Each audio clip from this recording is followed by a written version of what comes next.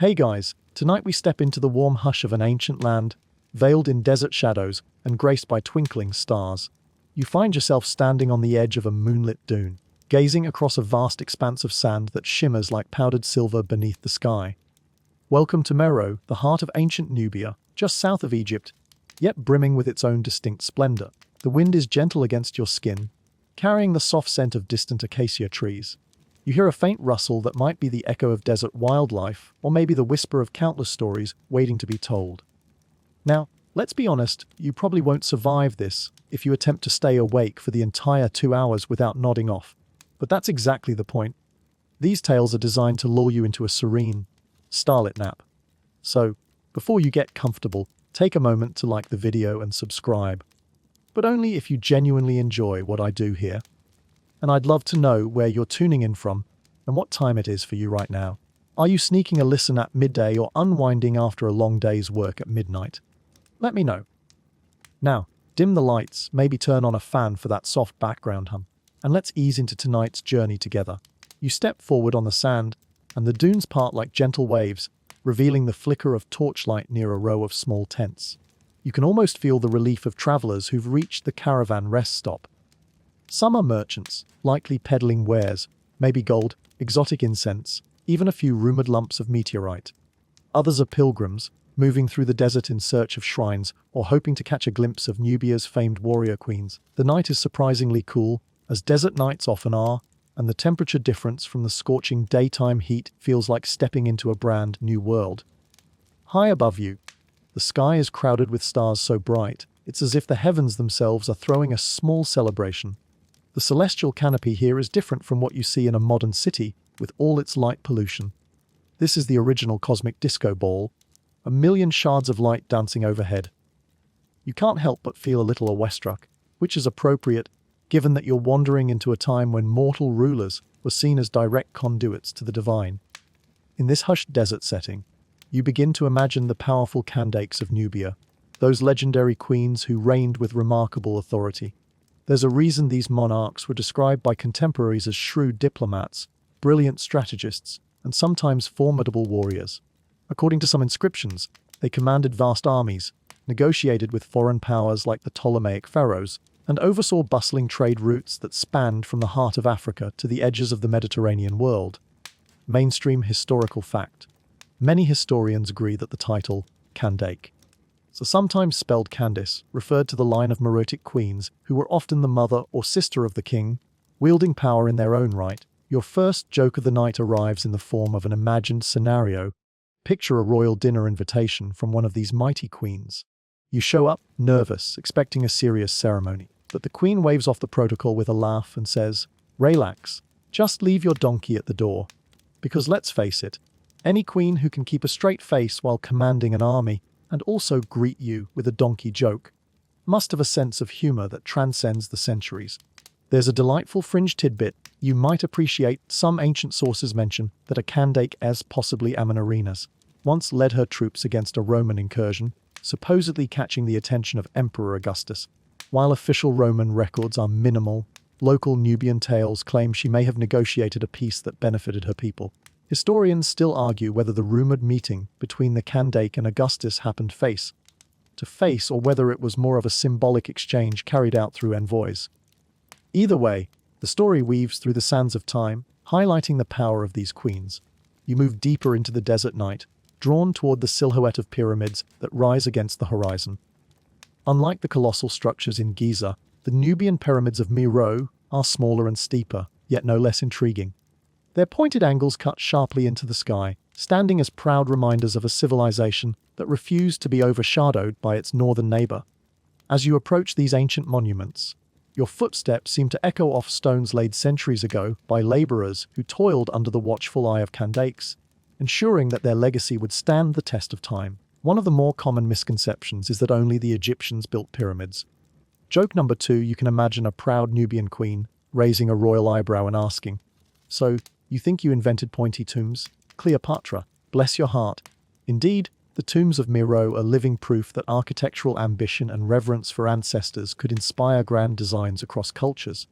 Standing before the first pyramid, you listen as the night wind murmurs through the narrow gaps between stones, almost like a hushed lullaby.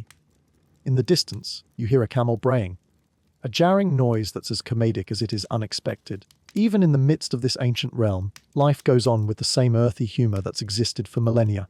Somewhere in the shadows, a guard might glance at you, half smiling as if to say, "Yes, that's just our local alarm clock letting everyone know it's still awake." Looking at the pyramid's entrance, you wonder about the queens who rest inside, where their bodies and spirits once resided, adorned with gold jewelry and precious amulets that might have been gifts from rulers of other lands. You imagine the glow of torches lighting up intricate carvings along the walls, depicting scenes of daily life and ceremonial triumphs.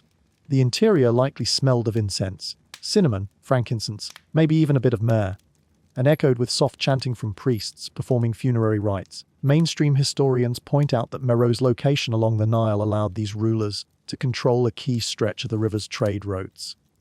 This position led to a flourishing economy, fed by ironworking, agriculture, and commerce in exotic goods. While not all of these ancient facts are precisely documented, thanks to the challenges of deciphering Meroitic script, there's enough evidence to piece together a captivating tapestry of cultural and economic might. Joke number 3 surfaces as you consider the language barrier. Imagine a modern scholar reading the inscriptions on the temple walls with a perplexed frown. Suddenly, a local caretaker leans in and says, "Oh, that phrase. It just means Wi-Fi is down. Please try again later." That moment of comedic relief might break the tension, but it also reminds us how far removed we are from the original context of these writings. If only we could text the ancient scribes for translations. Winding your way back around the pyramid, you catch a glimpse of flickering lamplight along a distant path. It leads to a small camp where travelers have gathered. Some share stories of the Kandakes, passing them along orally so they live on outside the official records. Others speak of strange phenomena, such as lights dancing over the dunes at night, rumored to be the spirits of the queens still keeping watch. It's likely just a trick of the moon and shifting sands, but it adds a certain magic to the desert air. With your feet sinking into the cool sand, you pause to reflect on the improbable fact that so many relics of Meroitic civilization survived at all. The desert, ironically, can be both destructive and preservative. It buries great monuments, but also shields them from the ravages of time by sealing them in layers of sand. Historians still argue whether there might be entire buried complexes waiting to be discovered, hidden away from the prying eyes of both ancient conquerors and modern explorers. Let your shoulders loosen and your eyes grow heavy for a moment as the hush of this desert night cradles you. The queens of Meroe have only begun to reveal themselves, and you sense that their stories run deeper than these sands. The night is still young, and the horizon stretches out before you, inviting you into the heart of Nubia, where the echoes of regal footsteps have yet to fully fade. The torchlit path before you wends through gentle dunes, guiding you toward the heart of a makeshift encampment. Even at this late hour, there's a lively hush, muffled conversations, the soft crunch of sandals on sand, and the shuffle of camels complaining in that universally disgruntled tone only camels can achieve. You veer toward a low table where a small group of travelers discusses the passage of power in Nubia. Their voices float through the night air, weaving stories about the Kandakes, those formidable queens who ascended to the throne through a lineage both mysterious and undeniably potent. As you listen, you imagine the moment a Kandake might first receive her royal regalia, a golden crown or headdress set against dark braids, reflecting the desert sun in a show of brilliant defiance. In many cases, these queens wielded authority that rivaled or even surpassed their male counterparts. A mainstream historical fact underscores this. In Meroitic society, inheritance often passed through the maternal line, granting royal women a unique platform to shape the kingdom's destiny. Whether they directly ruled as monarchs or served as regents, the Kandakes ensured that Nubia wouldn't simply echo neighboring Egyptian traditions, but carve out its own distinctive path. Over the crackling of a small fire, a robed elder recounts a family legend. "Long before my grandfather's grandfather roamed these sands," she says, "there was a time when a Kandake outsmarted an entire horde of invaders by luring them into a canyon where they got hopelessly lost." Whether this is fact or fiction is hard to prove, yet the cunning behind such a tale rings true for anyone acquainted with stories of these queens. They were known not just for ceremonial power, but also for strategic prowess, devising cunning treaties, forging alliances, and if necessary, waging war with a ruthless efficiency that often stunned their adversaries. A gentle joke drifts into your mind. You picture a messenger from a rival kingdom, quaking in his boots as he approaches the throne. He bows low, gulping. The queen leans forward and asks, in a barely restrained deadpan, "Did you bring the pastries I requested?" "No pastries, no treaty." It's the sort of comedic exaggeration that might hold a grain of truth, given the significance of lavish gifts and tributes in ancient diplomacy. You move closer to hear more, and the conversation shifts to how, in Nubia's ruling structure, a queen's ascent could be sealed by formal rituals. Historians still argue whether the coronation ceremonies involved actual participation from oracles near the fifth cataract of the Nile, or if these were private, royal-only affairs held inside the high walls of Mero's temples. Either way, the power was palpable. A candidate could mobilize armies, oversee the distribution of resources, and cement treaties with distant lands. This level of female rule was quite extraordinary in an ancient world that so often sidelined women. You settle on a worn cushion near the table, leaning in as the elder's voice intensifies. She explains that some queens even took it upon themselves to command military expeditions. One queen, she says, was rumored to have a war elephant. That's your quirky tidbit for tonight, whether it's historically accurate or just an instance of local lore. The elder insists it's true, though you suspect the rumor might have sprouted from a single vague inscription or the imagination of a creative bard. Still, you can't deny it's an impressive image, an armored elephant bearing the royal insignia of Mero, trumpeting its presence on the battlefield while the queen directs the charge from atop its grand back. Soft laughter punctuates the story. Another traveler quips, "I can barely ride a donkey without toppling over, let alone a war elephant." There's your second joke. You can't help but grin as you visualize someone clumsily mounting an elephant's wide flank, wobbling dangerously before toppling headfirst into the sand. Even in an age of epic conquests, a comedic splash of reality can break the tension. Before long, the elder's tale concludes, and you thank her for the glimpse into a world where queens don't merely govern behind palace doors, but stride boldly into the fray. Rising to your feet, you notice a shimmering band of orange on the horizon, a hint of dawn creeping in. Perhaps you've listened through most of the night, enthralled by these desert chronicles, yet sleep beckons you just as powerfully, and you feel yourself swaying with the weight of your eyelids. Even so, curiosity tugs you onward, drawn by the notion of witnessing the throne. Firsthand, you wander toward a cluster of stone ruins partially buried by shifting sand. Each step stirs up a tiny cloud of grains that reflect the faint glow of approaching daylight. The hush of the desert slowly yields to the quiet hum of morning insects, and you can see outlines of columns and walls that suggest a palace once stood here. It's hard not to imagine the ceremony of Coronation Day, musicians striking up exotic tunes on stringed instruments, lines of priests and nobles chanting praises, and a newly crowned candake emerging in regal splendor. As you pass a sculpted lion's head carved into a crumbling block of sandstone, you recall that lion imagery was common in Nubia, a symbol of royalty and protection. Another mainstream historical fact is that these lion motifs often showed up on jewelry and temple reliefs, reinforcing the candake's connection to both divine favor and earthly might. The carving's once detailed mane is now weathered by centuries of windblown sand, but a sense of majesty lingers. Pausing at a half-toppled doorway, you let your gaze wander. The horizon to the east is growing lighter, revealing more details of the landscape. In the distance, slender pyramids poke skyward like exclamation points, reminders that the Kandakes not only ruled with flair, but also ensured their legacies would be etched into the very skyline. A stray thought crosses your mind. If a modern real estate mogul had the same impetus, we'd probably see entire neighborhoods shaped like personal logos. That's joke number 3 sneaking in with a wry grin. You kneel down to touch the sandy floor, half buried by time. Between your fingers, you find fragments of pottery. A piece of a bowl here, a shard of ornamentation there. The patterns on them seem geometric, possibly representing stylized flora, or perhaps an ancient script. The Meroitic writing system, only partially deciphered, remains a source of scholarly fascination. Historians still argue whether it draws more heavily on Egyptian hieroglyphs, or if it represents a truly independent development. This puzzle adds another layer of mystique to the Kandakes, who oversaw a state that produced its own written language, forging a cultural identity distinct from the powerful cultures that surrounded it. Rising again, you notice the first warm rays of sunlight cresting the dune's edge. The sky shifts from navy blue to a pale, golden hue, casting elongated shadows across the ruins. Daybreak reveals, with gentle clarity, the eroded outlines of once grand halls and temple compounds. You imagine courtiers bustling about in colorful linen robes, carrying trays of fruit, incense burners trailing sweet, smelling smoke behind them. Maybe an attendant rushes past with a carefully balanced stack of papyrus documents containing trade agreements, tax records, or even personal letters to the queen from distant allies. Some say the Kandakes had elaborate protocols for reviewing these letters each dawn.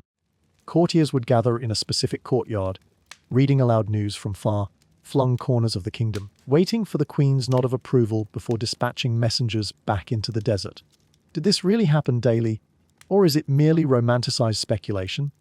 You won't find a neat answer, but it's comforting to imagine a world where each new sunrise brought a ceremonial sense of purpose to the realm, where even the routine administration of a kingdom held a quiet grandeur. Your mind wanders to the next leg of this journey, exploring how these queens managed relations with their northern neighbors in Egypt. But for now, in this final moment of Section 2, you let yourself be immersed in the fleeting stillness of sunrise. You picture the Kandake standing at a palace window, if windows existed in these thick, walled structures, watching the desert slowly come to life, her dreams for Nubia stirring with the day's first light. A tender yawn escapes your lips, you rub your eyes, feeling the gentle lull of fatigue. You realize you've been carried along on waves of history for hours, and your body is urging you to rest. Yet, the intrigue of those ascended queens and their desert kingdom has caught you in its net. It's a warm, welcoming net, though, one that assures you can drift off any time, and still the story will continue humming softly in your dreams, reminding you of the bold monarchs who once shaped Nubia's lineage and fate. You step away from the ruins just as the sun crests the horizon, splashing a gentle glow across the desert. The scent of warm sand fills your lungs, mixing with the faint tang of the nearby Nile. Yes, the very river that breathed life into the kingdoms of Nubia, connecting them to the splendors of Egypt and beyond. You brush a thin layer of fine grains from your clothes. Somehow, the desert always finds a way to hitch a ride, and make your way toward a narrow path that slopes down to the water's edge. The Nile is calmer here than in the tumultuous stretches up north. A few small boats, their sails a patchwork of sun-bleached cloth, bob along the shore. You can't help but imagine them carrying cargo from distant lands, ivory and ebony, precious metals, maybe sacks of exotic spices, and unloading them on Meroe's docks. A mainstream historical fact, Meroe owed much of its prosperity to strategic control of Nile traffic and trade, bridging sub-Saharan Africa with the Mediterranean world. By leveraging this prime geography, the Kandakes built alliances, gathered wealth, and secured a vital exchange of ideas. You find a spot on a half-buried rock, half in shadow and half in morning light. From here, you see how the gentle current beckons travelers north to Egypt or south into the heart of Africa. The rising sun illuminates a caravan approaching the bank. A small line of donkeys and camels, heads swaying slowly under the weight of goods. You hear the occasional grunt or bray echo across the still water, picturing how many donkey licenses the kingdom's bureaucrats must have had to issue over the centuries. You let out a quiet laugh. That's your first joke, and a mild one at that. But it paints a whimsical picture of ancient paperwork, allowing your mind to wander. You imagine the hustle and bustle of an ancient Nubian dock. Large boats laden with grain or pottery pulling up, porters rushing to unload crates, filled with everything from ostrich feathers to carved statuettes. The calls of traders hawking their goods mingle with the warm smell of mud from the riverbank. Rival merchants shout in multiple tongues. Perhaps a local Meroitic dialect, Egyptian, Greek, or even the languages of desert nomads who pass through. And overlooking it all, you sense the distant gaze of the Kandake, ensuring everything runs smoothly for the good of her realm. With the sun a bit higher now, the sand underfoot warms to a comfortable temperature. You walk along the shoreline, noticing fragments of broken pottery half buried in the mud. Some pieces bear faint patterns or hieroglyphic-like markings. Historians still argue whether these symbols represent standard trade labels, like "this jar belongs to so and so," or if they carry deeper cultural significance. In either case, their presence attests to a long history of commercial ties. A quirky or fringe tidbit sneaks into your thoughts. There are rumors of exotic animals once transported up the Nile for diplomatic gifts. Giraffes, zebras, even the occasional ostrich. You imagine the spectacle of a bewildered giraffe, gangly legs wobbling on a boat, bobbing its head in confusion each time the craft sways. One can only guess the comedic challenges of ferrying such a tall creature under low, hanging sails. Perhaps the rowers had to duck every time the giraffe craned its neck to get a better view. That mental image definitely qualifies as your second joke for this section. nature's tallest goofball on an ancient nautical adventure. Still, trade and cultural exchange ran deeper than shipping exotic pets. Meroe itself was famed for its iron production. The kingdom mastered the smelting of iron ore, forging tools and weapons sought after throughout the region. Egypt, on the other hand, provided grain, papyrus, and the intangible prestige that came with connections to the storied land of the pharaohs. The Kandakes recognized the value in fostering strong ties. Diplomatic marriages, gift exchanges, and trade pacts kept the peace and ensured a steady flow of resources in both directions. Bending down to scoop a handful of Nile water, you let the cool liquid seep through your fingers. A subtle swirl of sediment marks the water's passage from far-off tributaries, a natural tapestry of the diverse realms the Nile traverses. You're reminded that beyond the flow of goods, ideas and cultural practices also traversed this watery highway. Meroitic artisans adapted Egyptian motifs in their artwork, yet reimagined them with local flair. Human figures with distinct Nubian features, religious symbols that blended borrowed iconography with indigenous beliefs. As the sun climbs higher, you take shelter beneath a scraggly acacia tree that leans out over the water. You notice a series of shallow footprints embedded in the drying mud at the shore. They could belong to fishermen heading out at dawn, or perhaps to a small child who rose early to catch fish or collect water for the family's morning chores. You consider how daily life for ordinary people in Nubia intertwined with the grand narratives of royal expansions and trade alliances. More than anything, the continuity of life, farming, fishing, child rearing, underscored the kingdom's resilience. There's also an element of gentle humor in how these foreign interactions might have played out. For instance, imagine a Greek merchant stepping off the boat in Meroe, all decked out in a toga-like outfit, searching in vain for something akin to a Nubian Starbucks. That's your third joke, referencing the universal human quest for a caffeinated beverage. Obviously, there was no such concept in ancient Nubia's coffee culture hadn't even begun to brew yet, pun intended. But the culture clash might have been real. These travelers likely marveled at local cuisine or struggled to communicate in the Meroitic script. The success of these cultural exchanges hinged on Meroe's openness to new ideas and its insistence on retaining a distinct identity. The Kandakes weren't content to be seen as mere vassals of Egypt. They carved out a legacy that stood on its own merits. And while tensions sometimes flared, particularly around border territories, this mutual influence shaped everything from temple architecture to funerary practices in both regions. A mainstream historical perspective states that Meroe enjoyed a level of autonomy that allowed it to flourish for centuries. However, historians still argue whether the kingdom's eventual decline stemmed more from environmental changes, like overuse of land for iron smelting, or from shifting trade routes that bypassed the region. What remains indisputable is that Meroe's prime location along the Nile was both a blessing and a challenge, demanding savvy leadership and a nuanced approach to foreign relations. Turning away from the water, you look back at the desert behind you. The pyramids are just visible silhouettes against the blazing morning light. With each step away from the Nile, you feel the ground grow drier, the heat intensifying, yet you sense that the river's influence persists even here. The goods, ideas, and alliances that once flowed along that ribbon of water granted the Kandakes their powerful platform. Through trade and diplomatic channels, they not only survived but thrived in an era dominated by formidable neighbors. A thought emerges that ties together everything you've experienced so far, how the Kandakes used the river's commerce to reinforce their legitimacy. You picture a Kandake perched in a royal barge, drifting down the Nile to greet a visiting delegation. The boat's prow is adorned with carved lion heads, nods to the kingdom's iconic symbol. Behind the queen, attendants wave delicate fans, and the aroma of incense spirals into the hot air. Such a tableau would impress even the most jaded of foreign dignitaries, showcasing Nubia's sophistication and wealth. You exhale slowly, letting the quiet swirl of these images settle around you. The sun is now well on its way to its midday zenith, casting sharp shadows of acacia branches on the ground. It's a good moment to pause, to let your shoulders drop and your breathing deepen. As always, the desert hush beckons you to drift off, lulled by the subtle music of wind and water. And though this section of the story closes, your journey continues as the day unfolds. Trade, diplomacy, and cultural fusion form a tapestry that will keep unraveling the more you wander into Nubia's heart. Leaving the riverbank behind, you notice how the landscape changes in gradual but dramatic fashion.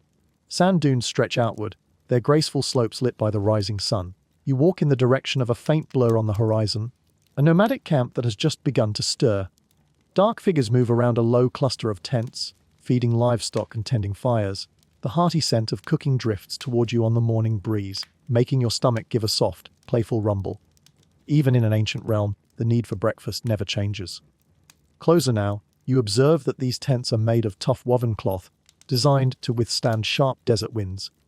The people here, the roaming desert clans, are adept at reading the subtle signs of the dunes.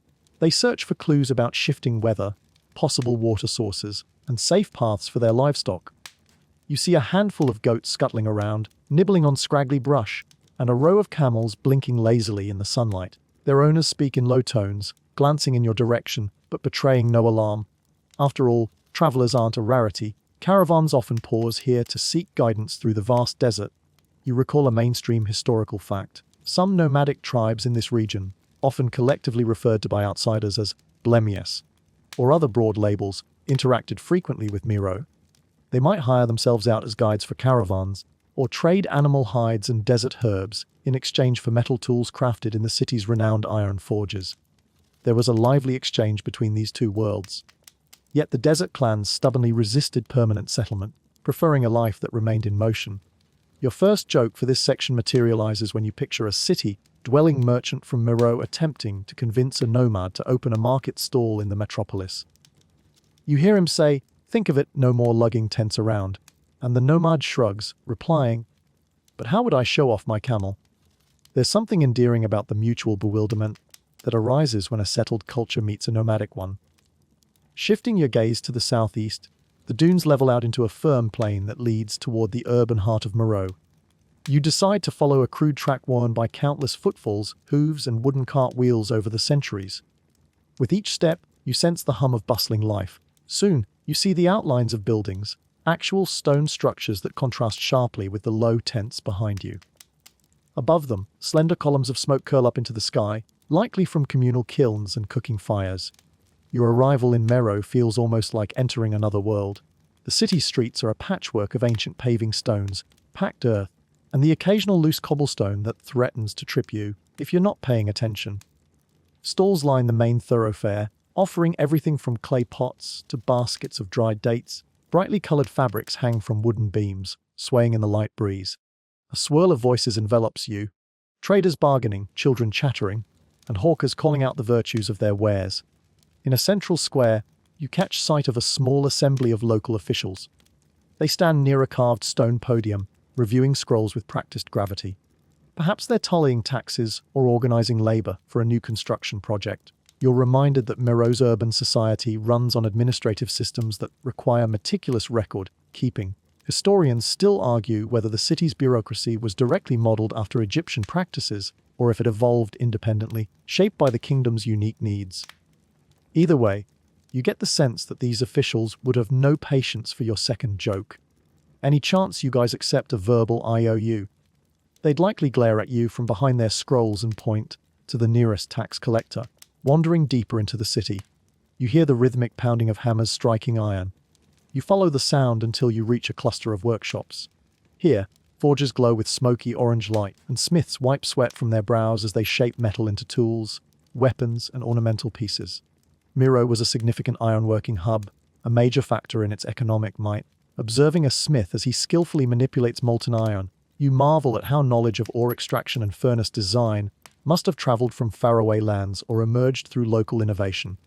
Historians still debate the exact origin of Meroitic iron technology. You happen upon a fringe tidbit when a chatty apprentice blacksmith points out a bizarre custom. Some local smiths apparently believed that leaving a small tuft of goat fur in a corner of the forge warded off mischievous desert spirits who might otherwise spoil the metal's purity. Is that fact or superstition?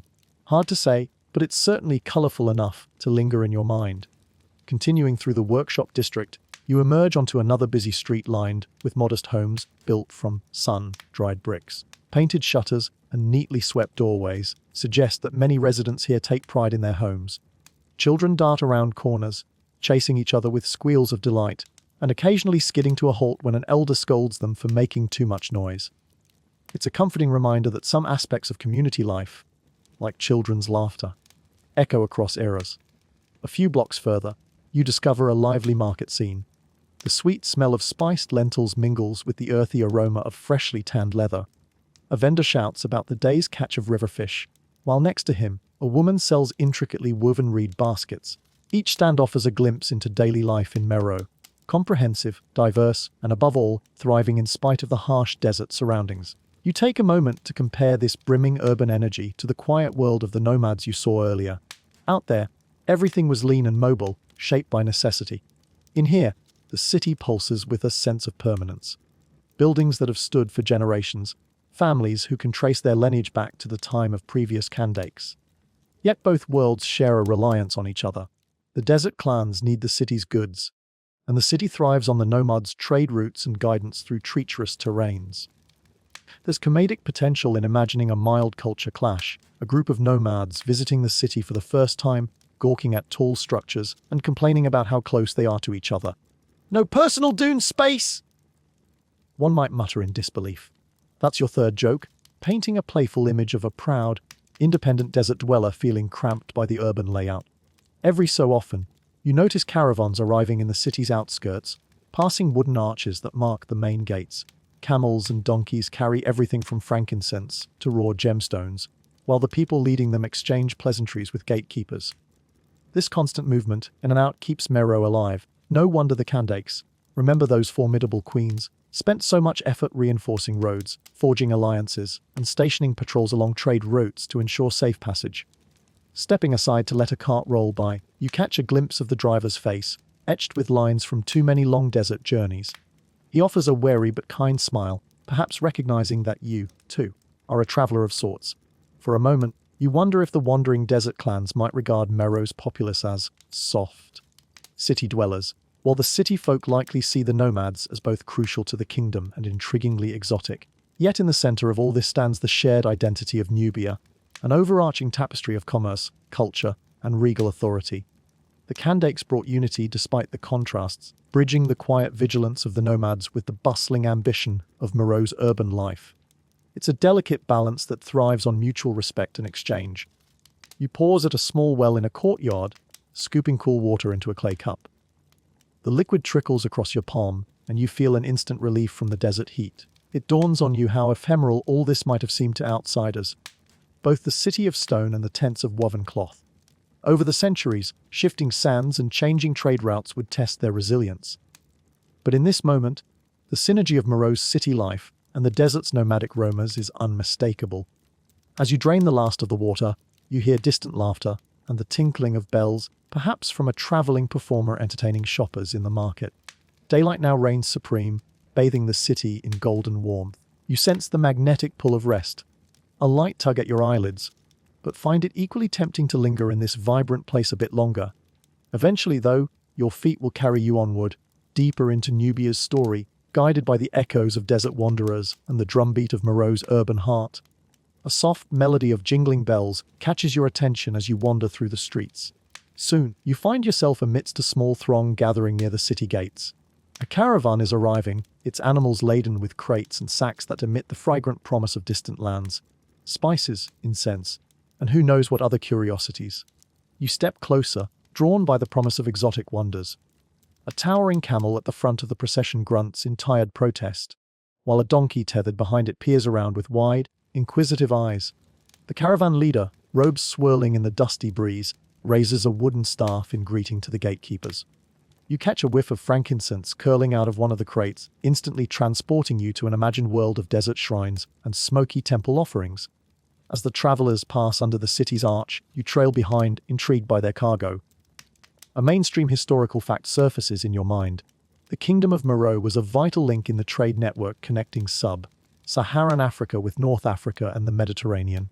These caravans could come from as far south as the Horn of Africa, or even from the Arabian Peninsula if they had the right connections. Incense, spices, gold, ivory, all of it passed through Nubian hands before heading north to Egypt or across the Red Sea. The train of animals continues deeper into the city, weaving between stalls and the curious stares of locals. Children run alongside, trying to peek inside baskets. Occasionally, the caravan leader shoos them away with a playful wave. You can't help but smile. Your first joke of the section popping into your head. Imagine the poor merchant scolding a child in a hushed voice. "Don't stick your nose in there!" unless you want to smell like frankincense for a week. Each step reveals more about the caravan's goods. You see small clay pots labeled with pictographic symbols, possibly containing rare resins or saffron. Another crate emits the sharp, tangy scent of peppercorns, no doubt prized by the royal court for flavoring ceremonial dishes. Overhead, a pair of chatty parrots screech indignantly from a wooden cage strapped to a donkey's flank, likely destined for some noble's private menagerie. Birds like these were often gifts meant to amuse, and to showcase the breadth of a merchant's reach. At last, the procession halts in front of a modest courtyard that seems to have been set aside for receiving important visitors. Guards in ornate attire stand at attention, their spears glinting under the midday sun. A hush falls as a royal official steps forward, bedecked in embroidered robes.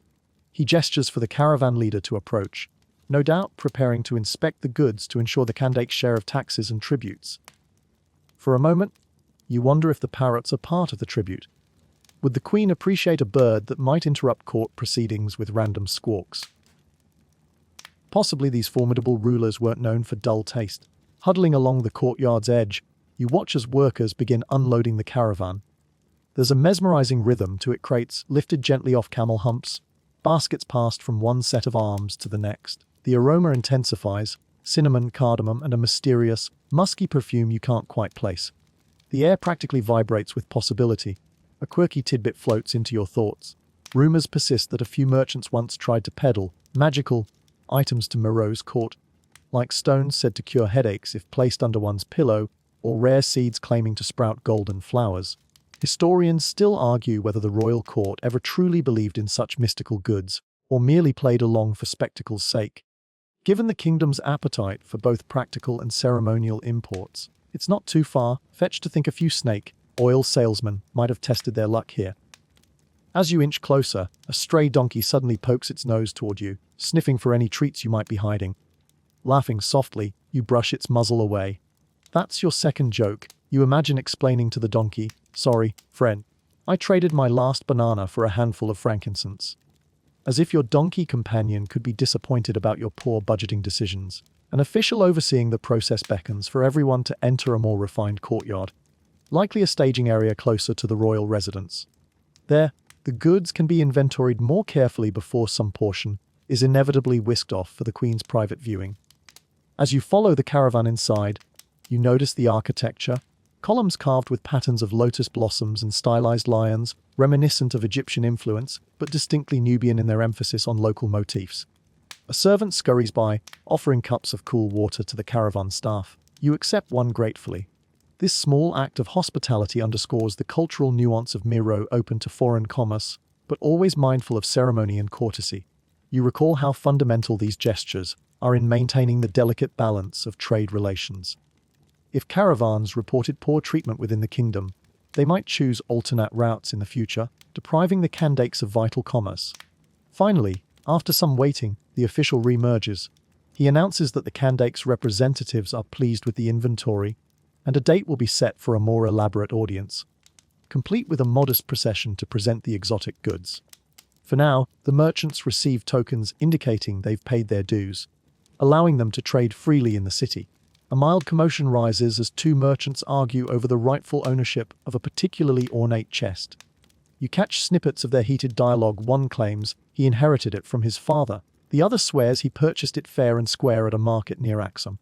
You sense this could spiral into a dramatic scene, but an official quickly steps in, promising to resolve the matter. You grin, half expecting the official to pull out a giant set of scales like Lady Justice. That's your third joke. No chest is too big for our mighty scales. We'll just keep piling on frankincense until the truth reveals itself. You slip away from the group, letting the merchants settle their differences. Drifting through a small corridor, you find yourself in a quieter section of the royal compound. Torch brackets line the walls, unlit at the moment, but ready to illuminate evening ceremonies or late night deliveries. You pass ornate doorways with carved reliefs showing regal figures bestowing blessings on kneeling ambassadors, testament to the far reach of Miro's influence. Your imagination conjures up the upcoming royal court scene, gilded processions of exotic goods laid out for the Kandakes' inspection, incense smoke curling around columns, courtiers whispering about the latest arrivals. Maybe a trained monkey or two perched on a railing, eyeing the scene with amused curiosity. The air would shimmer with the mingled scents of frankincense and sandalwood, while audience members would try to maintain their composure in the queen's presence. It strikes you how integral these trade routes are to the kingdom's identity. Beyond mere wealth, they bring ideas, stories, and technologies that shape Meroe's cultural tapestry. Historians still argue whether the kingdom's apex of power was directly tied to controlling these routes, or if strong leadership from the Kandakes mattered more. In all likelihood, it was a marriage of both. The highways of commerce paved the way, but it took wise and influential rulers to harness those opportunities. Heading back out into the open air, you feel the afternoon heat pressing gently against your skin. The city is wide awake now, energized by the arrival of new goods, new faces, and new possibilities.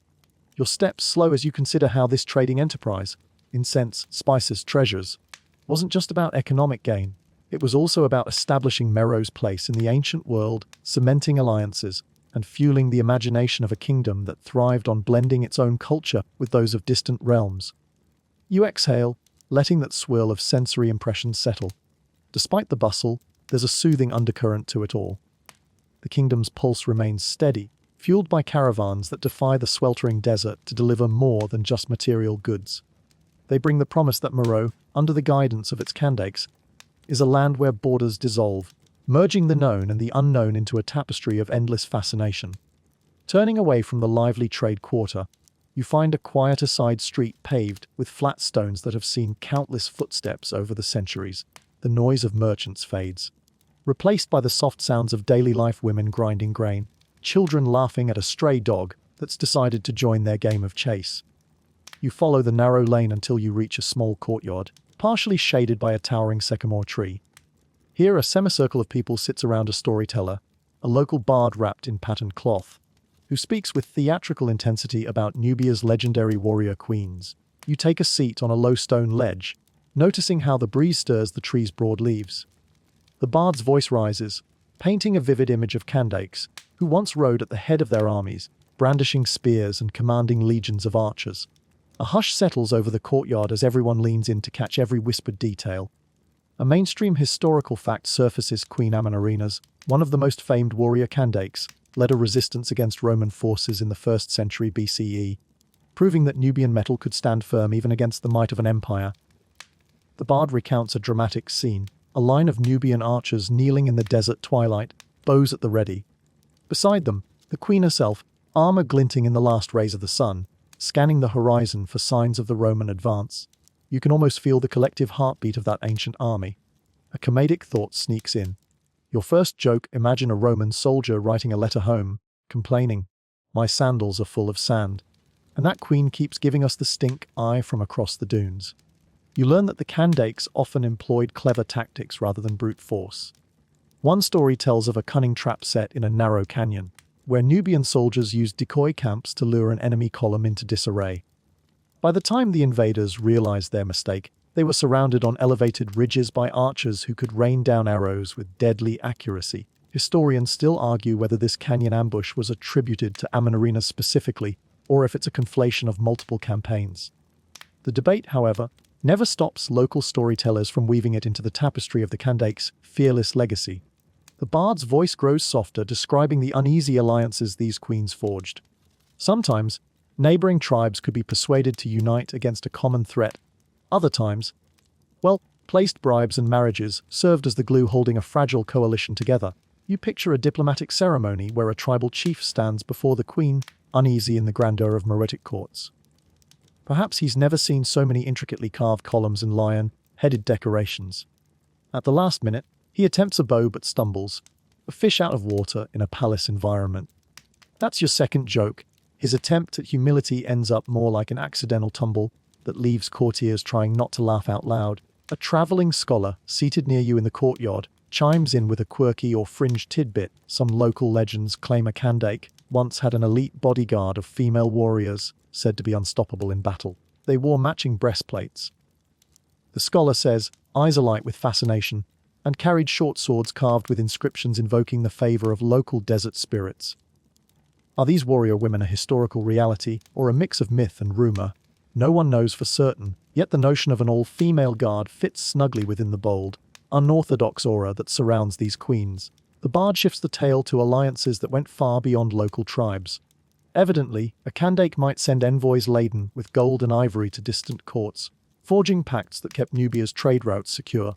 You imagine the reaction of a foreign king, perhaps in the Levant or across the Red Sea, upon receiving a diplomatic gift from a queen rumored to be as fierce as she was regal.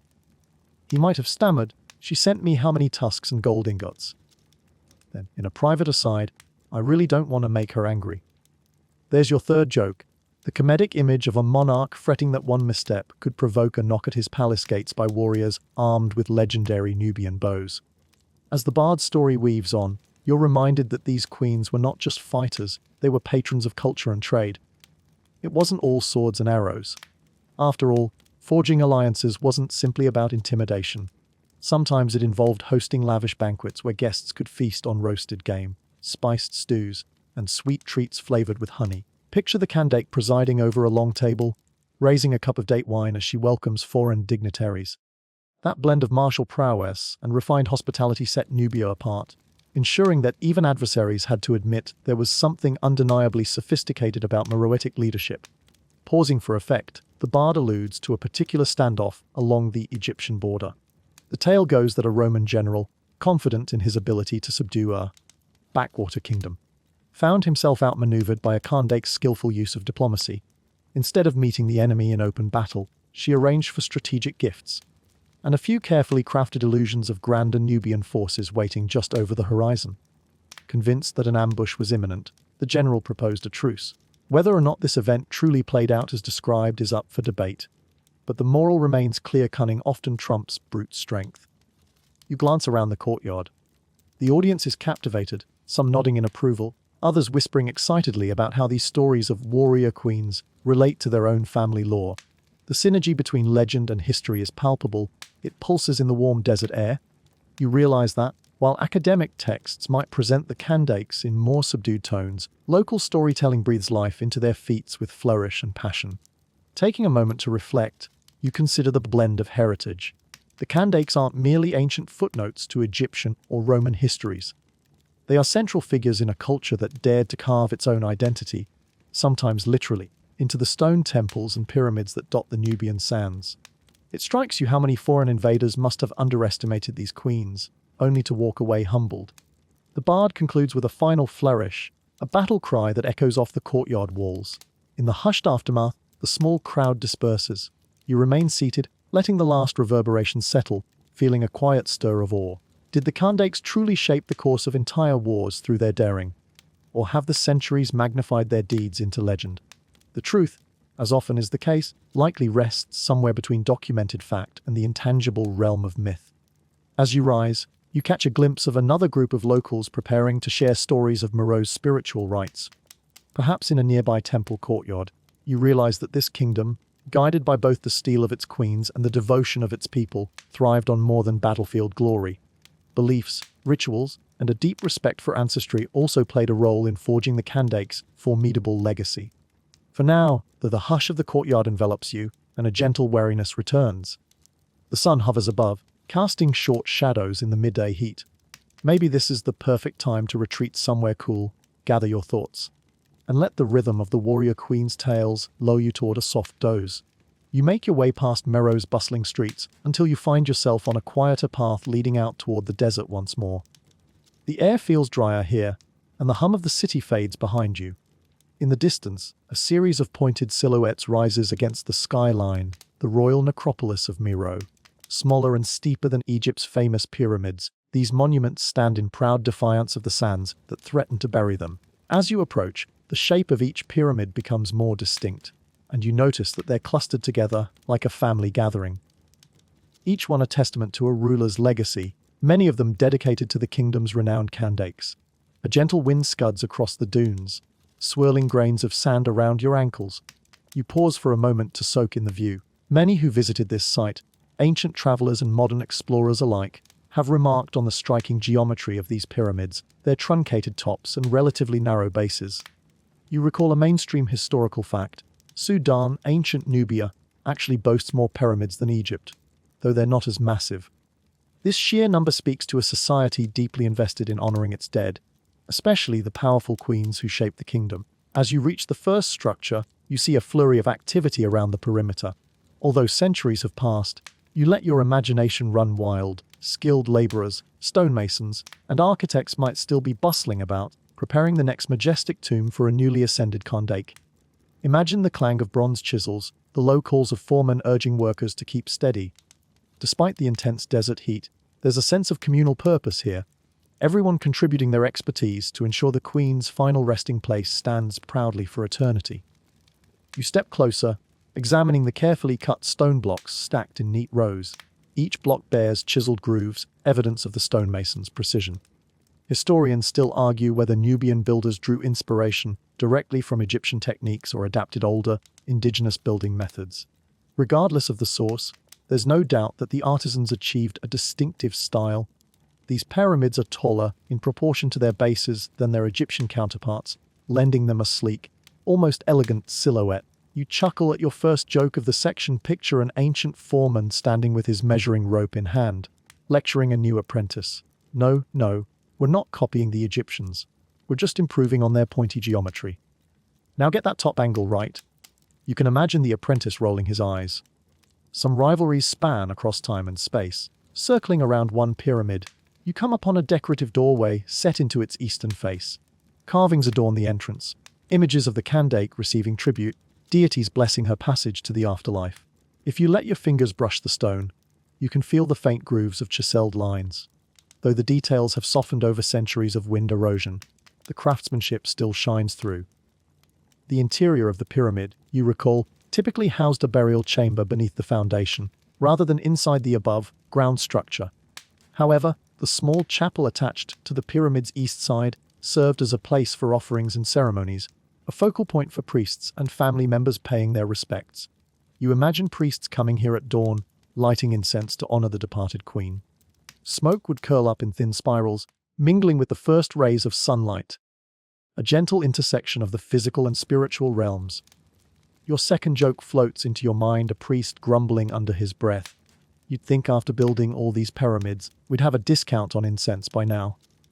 Perhaps the cost of ritual supplies was as much a concern then as it is in modern times, albeit for different reasons. At a short distance, you see another pyramid partially covered by drifting sand.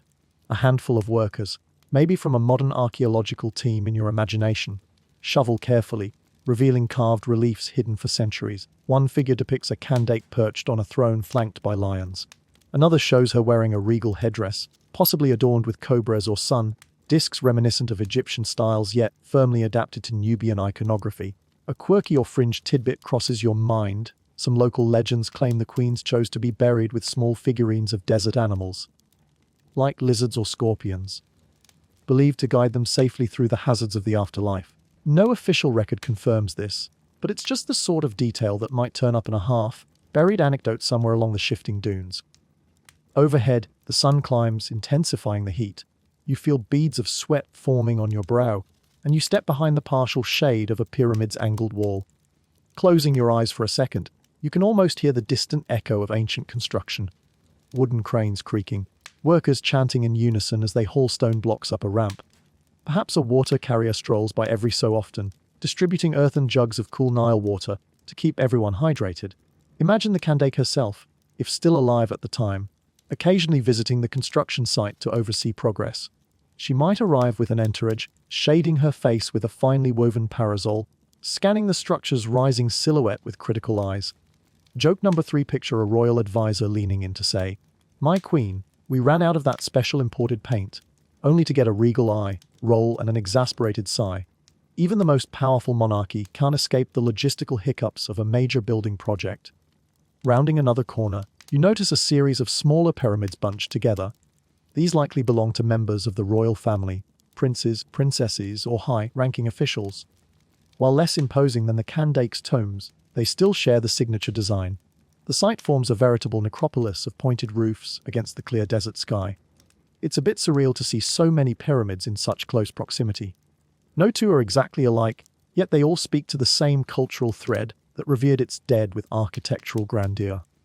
Reflecting on these towering monuments, you sense that the spiritual significance runs deeper than mere displays of power. In Meroitic culture, the afterlife wasn't just an echo of earthly existence.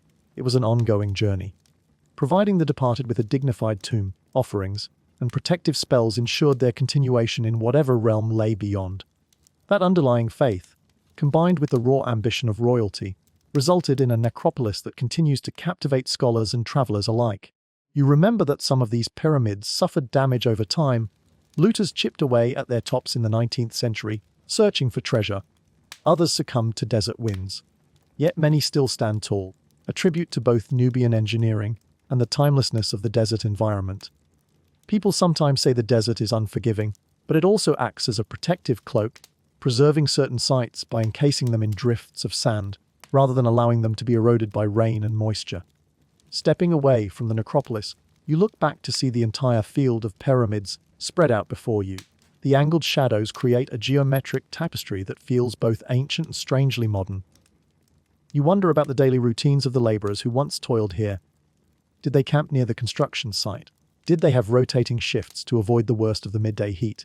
Historians still argue whether the workforce was made up of specialized, year-round builders, or if it fluctuated seasonally with agricultural cycles.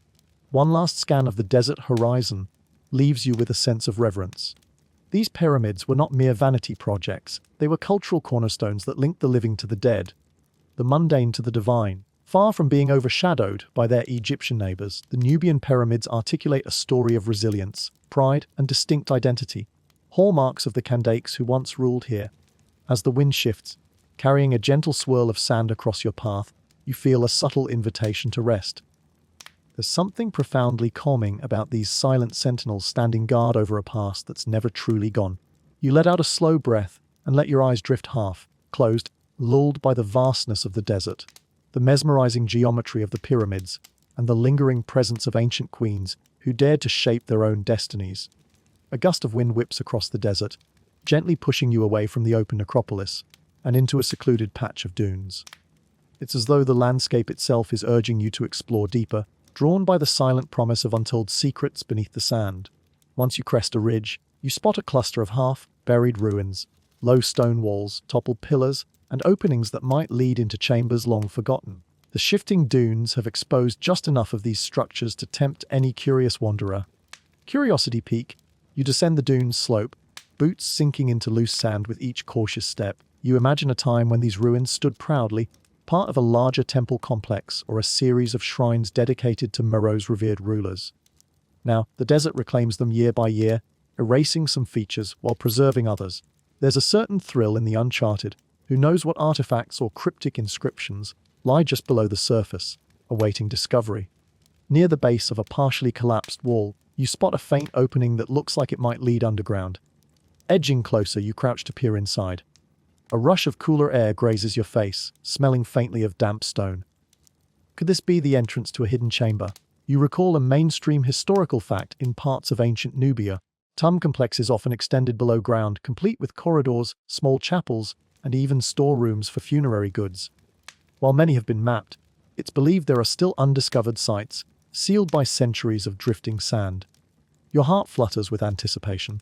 If you were an archaeologist, and maybe in this dreamlike scenario you are, if only for the moment, you'd be checking the structural integrity of the entrance.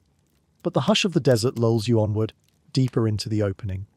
The sun's glare dims, replaced by a soft twilight in this subterranean space. The walls, though partially eroded, display faint carving stylized figures, perhaps in worshipful poses, alongside a few hieroglyph-like symbols. You let your fingertips trace one of these carvings, half expecting it to shift under your touch like some cinematic secret lever. That's your first joke. Imagine a hidden door swinging open and a dramatic voice echoing, "Welcome, O curious traveler, to the lost pantry of the Kandakes royal baker." You picture shelves of stale bread waiting inside, a far cry from mythical treasure. As your eyes adjust, you notice that the passageway leads to a cramped chamber. The ceiling is low, forcing you to stoop slightly. An unsteady step sends a small puff of dust swirling into the air. The silence in here feels like a living thing. Each sound you make seems magnified. You wonder if those ancient hands that carved these walls ever thought their work would be explored in near darkness by someone from an entirely different time. Historians still argue whether many of these substructures served strictly funerary purposes, or if some were dedicated to clandestine spiritual rites. Local legends speak of hidden crypts where priestesses invoked desert spirits, offering incantations that blended Egyptian, Nubian, and perhaps other African traditions into a syncretic tapestry of beliefs. One quirky or fringe tidbit is that certain families in the region claim their ancestors safeguarded these secret rites, passing down arcane knowledge through generations in whispers, a web of mysticism that might or might not hold a grain of historical truth. A few steps further, you find yourself in a slightly larger chamber. By the feeble light filtering from the entrance behind you, you make out a stone altar, like block in the center. Its surface is etched with what appears to be a depiction of a crescent moon overshadowing a stylized sun, an icon you haven't seen before. Could it represent a local deity, or a specific astral alignment significant to Nubian priests? You can almost see robed figures standing around this altar in ancient times, chanting in low voices, the flicker of oil lamps casting shadows on the walls. Your second joke slips in as you picture one of those priests suddenly sneezing mid-ritual. Maybe the incense was too strong, and trying desperately not to break the solemn mood. Even the most sacred ceremonies can be disrupted by a harmless sneeze. You notice a side niche cut into the wall, holding what looks like the remains of a broken pottery vessel. Leaning in carefully, you spot small, desiccated lumps that could be traces of incense or aromatic resin. You imagine how potent that fragrance might have been long ago, swirling around worshippers who believed these offerings bridged the mortal world with the divine. The hush in this chamber feels respectful, as though you've stumbled onto 1,000-year-old prayer still resonating in the air. Moving to the far side of the chamber, you glimpse another opening, this one partially collapsed. You could swear you hear a faint echo, as though the corridor beyond leads somewhere more expansive. A flicker of excitement courses through you. Undiscovered passageways often fuel the greatest legends. Could a hidden repository of riches lie deeper within, sealed off by fallen stone? Tiles abound of gold and precious artifacts that accompanied a Kandake to her tomb, lost to time or looters. And yet, many such stories remain exactly that, stories. You recall, though, a mainstream viewpoint among archaeologists that significant treasures were indeed buried with royalty in Moreau, but due to extensive looting in the 19th century, most grand finds have already been removed. Still, no one can say for certain how many tombs or secret chambers remain untouched. The notion that a random dune shift could reveal a trove of artifacts from a bygone queen is enough to spark any treasure hunter's daydreams. The deeper you venture, however, the more you sense that spiritual significance overshadows mere material wealth. These hidden chambers hint at a belief system that was as intricate as it was sacred, perhaps the intangible treasure. Here is the insight into how ancient Nubians communed with gods, ancestors, and cosmic forces. You imagine the relief of a devout priest upon receiving an omen that his queen's spirit journeyed safely to the afterlife. A flutter of movement at the edge of your vision makes your heart jump. You whip your head around, only to spot a small desert lizard scuttling across the chamber floor. An abrupt reminder that you're not alone in this subterranean retreat. That's your third joke. You imagine the lizard as a self-appointed guardian of the crypt, squeaking a challenge in its tiny reptilian voice. None shall pass unless they bring me a juicy beetle. With cautious curiosity, you approach the partially collapsed passage to see if it's at all navigable. Stones have tumbled in a precarious heap, and pushing past them without proper excavation could be risky. Instead, you settle for shining a faint light into the gap. The corridor beyond extends into darkness, its walls carved with faint patterns that you can't decipher at this angle. Just enough of a glimpse to spark your imagination. More chambers. A hidden burial vault, or perhaps just a dead-end corridor leading nowhere. You sense the weight of centuries pressing against these walls. In your mind's eye, you see the flicker of ancient torches revealing painted murals or hidden storerooms. You recall how so many desert secrets remain locked behind layers of sand and stone, waiting for the day a patient explorer unearths them. Yet the desert can be cruelly protective, preserving some treasures and devouring others.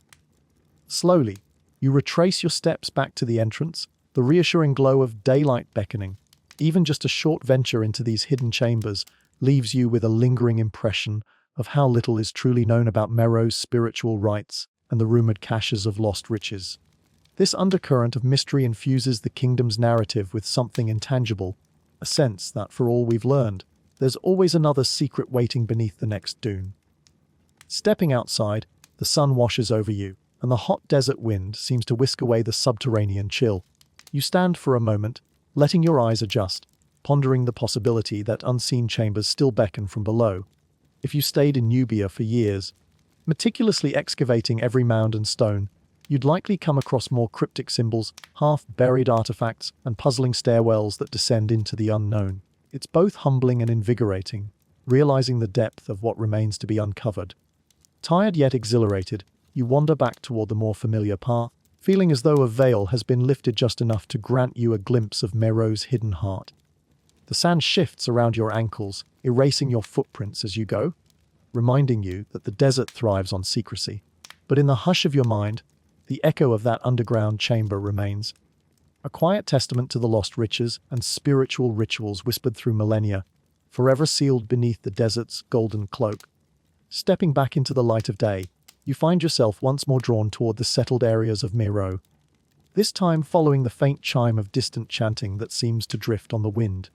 It's midday, and the blazing sun hammers the ground underfoot.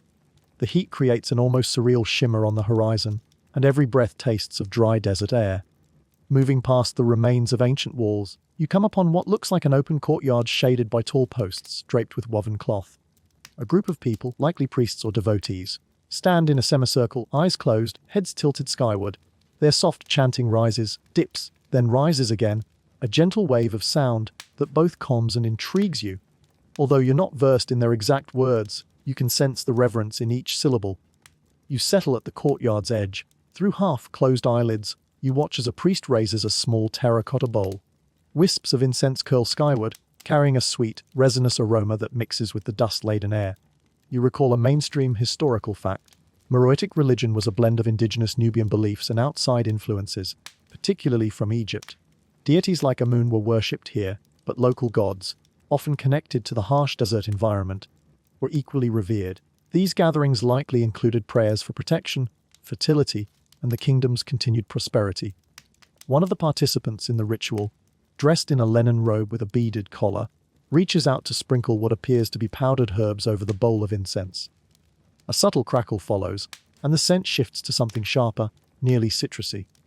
A quirky or fringed tidbit you once heard floats back to mind. Some desert communities believed ground ostrich eggshells had healing properties when burned, claiming they could ward off lingering malevolent spirits. You can't confirm if that's exactly what's being added here, but you enjoy imagining the scene: a priest rummaging through a basket labeled ostrich eggshell powder, for emergencies only. The chanting continues, and you notice a small altar behind them decorated with carved lion heads and simple offerings, baskets of grain, clay figurines, perhaps tokens representing daily devotions. The sun glares directly overhead, and the cloth awnings flap gently, offering pitiful relief from the heat. It's the perfect time for your first joke. You picture an overheated worshipper muttering, "If our gods control the sun, maybe we could request a bit less midday enthusiasm." From a corner of the courtyard, a young acolyte approaches a bucket of water. She ladles some into a clay cup, then carefully sets it before the altar. Water being precious in a desert climate, this offering reflects profound respect. You recall that some rites involved libations, pouring water or other liquids as a symbolic gesture of life and renewal. Then your attention shifts to a second group gathered nearby, who appear to be mixing fragrant oils. They talk in hushed voices about applying these oils as a form of spiritual anointing for anyone suffering an ailment, from headaches to snake bites. This leads you to wonder about the kingdom's curious healing practices. You've heard that Mero, like ancient Egypt, integrated herbal remedies with ritual. Certain plants, like the henna bush or desert cacti, were believed to carry protective or curative power. A visitor from a more modern era might call it folk medicine, yet these people approach it with deep reverence. Historians still argue whether Meroitic healers also borrowed knowledge from Greek or Roman medical texts that drifted down the Nile through trade routes. The merging of local cures with foreign techniques might have produced surprisingly sophisticated results. You slip into the shade of a short column to watch a brief healing ritual. A woman, limping slightly, is guided forward. Two healers rub a paste of crushed desert herbs onto her ankle, chanting softly all the while. A third sprinkles cool water over the paste, as if activating its power. You can't say whether this method is purely symbolic, but the woman's grateful smile afterward suggests that, at the very least, the compassionate attention comforts her. Your second joke forms as you imagine a scenario where a modern pharmacist appears with a clipboard and tries to catalogue the ingredients. "Excuse me, priest, is that scorpion venom in your ointment? And can you tell me the recommended daily dosage?" The priest might just stare blankly, uncomprehending of such a mechanized approach to medicine. A gentle breeze carries the scent of incense and herbs out into the street, where a few curious passers-by pause to bow reverently before continuing on their errands. Some hold small amulets, perhaps etched with protective symbols, pressing them to their lips. Others quietly place clay figurines at the altar, each likely representing a personal prayer, maybe for safe childbirth, a bountiful harvest, or success in traveling the perilous trade routes. Observing the diversity of offerings, you remember that daily devotions in Moreau were not limited to the wealthy. Ordinary laborers might have paused at small roadside shrines to whisper prayers or pour a libation. Farmers in outlying areas could offer a portion of their produce to ensure the continued favor of harvest deities. You sense a communal sense of faith here, one that permeates both palace halls and humble village huts. Glancing around, you see a trio of travelers who look rather sunburned, as though they've journeyed far without proper head coverings. They speak in low tones with a local priestess, who sprinkles their feet and faces with water scented by crushed petals. Perhaps a purification rite for wary travelers. Your third joke arrives as you picture one of them blinking through the droplets, grinning and saying, "I'd complain about being drenched, but it's the closest thing to a bath I've had in weeks." A donkey brays from somewhere behind you, momentarily disrupting the peaceful ambience. A novice priest giggles under his breath, then quickly regains composure.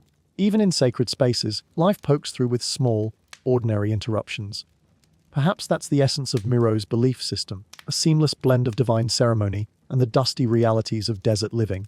As the chanting draws to a close, the head priest steps forward with a final invocation. Arms raised, he thanks the gods for their watchful care, invoking blessings upon the kingdom and its rulers, particularly the Kandakes, who are credited with guiding Nubia's spiritual life alongside its political fortunes. The words echo through the courtyard, resonating with a sense of unity. It reminds you of a cultural truth in a land where the environment can be harsh and unpredictable. Shared faith can be a powerful adhesive, binding community members together against the challenges of scorching heat, scarce resources, and external threats. You feel the sun pressing against your shoulders, making your muscles ache for a brief respite in cooler shade. Slowly rising, you bow your head in quiet respect, then slip out of the courtyard. On your way back into the city, you spot a small stand selling herbal tinctures. A smiling vendor offers you a taste of a bitter tea, promising it can stave off everything from insomnia to scorpion stings, though you'd probably just settle for it helping you sleep after the day's heat. Whether the claim holds any medicinal truth or not, you accept the cup, grateful for the brief pause in your wandering. Historians still argue whether Mero's religious practices were heavily structured, complete with rigid priestly hierarchies, or more decentralized, with local clans maintaining their own shrines and customs. Judging by what you've witnessed today, there's room for both interpretations. Each site and ritual holds its own importance, woven together by the overarching belief in divine guardianship. Gradually, your steps lead you away from the courtyard and toward a quieter residential avenue. The weight of the sun eases as buildings cast longer shadows in the late afternoon. You can still taste the bitter tang of herbal tea on your tongue, a lingering reminder of this kingdom's blend of practical healing and sacred devotion.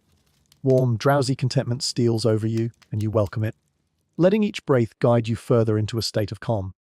Daily devotions, healing rituals, desert gods, they merge into a serene tapestry in your mind. As you wander on, you sense that the spiritual heartbeat of Moreau remains strong, pulsing through every courtyard shrine and basket of offerings. Even as the kingdom's rulers shift, and the desert morphs with time, that gentle faith seems to endure, offering solace and direction under the blazing, unyielding sun. Leaving behind the modest side streets and small shrines, you sense a shift in energy as you venture toward an older quarter of Moreau known for its archival records and administrative offices. Word has it that this district holds traces, documents, carvings, and rumored relics of a notable era in the kingdom's history when Rome clashed with Nubia and found itself facing the formidable resolve of a Kandake. The sun has begun its slow descent, bathing the streets in a warm, golden light that seems to invite reflection. You pass a row of mud-brick buildings with wooden shutters, public spaces where scribes labor over scrolls and inscribed tablets. Through an open doorway, you glimpse shelves lined with stacks of papyrus, likely containing trade inventories, marriage contracts, and perhaps an official record or two detailing confrontations with foreign powers. A mainstream historical fact pops into your mind. In the late 1st century BCE, the Roman Empire extended its influence into Egypt, pressing southward into Nubian territory. Yet the Kandakes had little intention of allowing Roman expansion to proceed unchecked. A cluster of older scribes gathers beneath the lintel of one building, speaking in hushed tones. You manage to catch a snippet. The queen's archers sent them running back to Egypt, tails between their legs. One scribe chuckles. Another scolds him. Careful. Some say there were truces, not just battles. Ever curious, you step closer, and they pause, eyeing you. With a polite nod, you indicate your interest in their discussion. After a moment, they warm to your presence.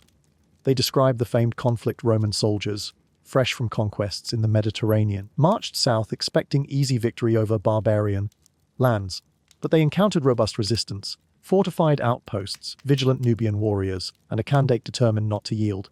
According to one tradition, the Romans even took some cities briefly, but the Nubians retaliated fiercely, pushing them back. Historians still argue whether Amenarinas or another Kandake personally led troops in major battles, or if generals operated under royal command. Your first joke rises in your mind's eye. Imagine a Roman commander writing a dispatch to Emperor Augustus. The good news is, we found some gold. The bad news is, a warrior queen has commandeered our tents, and I'm now sleeping under the stars with scorpions for company. You can picture the emperor's eyebrows shooting up in disbelief. The older scribe beckons you to follow him into a dimly lit storeroom. As you step inside, you're greeted by rows of clay tablets, each carefully labeled with a string and a clay seal. The room smells of old parchment and dust, an oddly comforting aroma that suggests centuries of knowledge preserved in these walls. The scribe, walking slowly with a cane, pulls out a tablet from one of the shelves. Its inscriptions, he claims, detail a treaty between Nubia and Rome. He can't read the entire text. Some is in a corrupted form of Demotic Egyptian, possibly combined with Meroitic script. But he points to a line referencing tributes, received from the River Empire in recognition of Kandake's domain. You pause to consider the significance. A powerful empire like Rome acknowledging the domain of a Nubian queen was no small feat. It suggests these negotiations led to an outcome more balanced than a typical Roman conquest. A quirky or fringe tidbit surfaces in your memory. Some local legends say that a Kandake personally challenged a Roman envoy to an archery contest. She supposedly shot an arrow clean through a bronze shield, an impressive display that convinced the envoy not to press for further conflict. Whether or not this actually happened is anyone's guess, but it certainly adds color to the broader tale. Leaving the storeroom, you and the scribe step back into the fading sunlight. He guides you down a narrow alley to a courtyard flanked by carved stone reliefs. There, you see depictions of soldiers wearing Roman-style helmets on one side, and Nubian archers with distinctive short bows on the other. The scene appears to represent a standoff along the Nile. Above it all, a regal figure, likely a Kandake, is shown towering over both sides. Her stance is poised, her expression stern, a visual statement of authority. You can't help but grin. Your second joke forms. She looks ready to say now, "Children, play nice," or "Mama's taking your swords away." The scribe taps his cane on a particular section of the relief, highlighting a row of glyphs that might be Meroitic script. No one's fully deciphered this, he admits, but it's believed to reference the queen's vow to protect her people from northern aggression. The tone of his voice suggests deep respect for the Kandake's determination. Looking at these carvings, you sense that whatever the Romans expected to find here, riches, subjugated natives, perhaps an easy path to further expansion. Instead, they discovered a society with its own storied heritage, quite willing to fight back or negotiate on equal footing. Further along the courtyard, you pause at a damaged section of stone. The scribe explains that during later upheavals, some of these reliefs were defaced, possibly by new regimes trying to erase the memory of past rulers.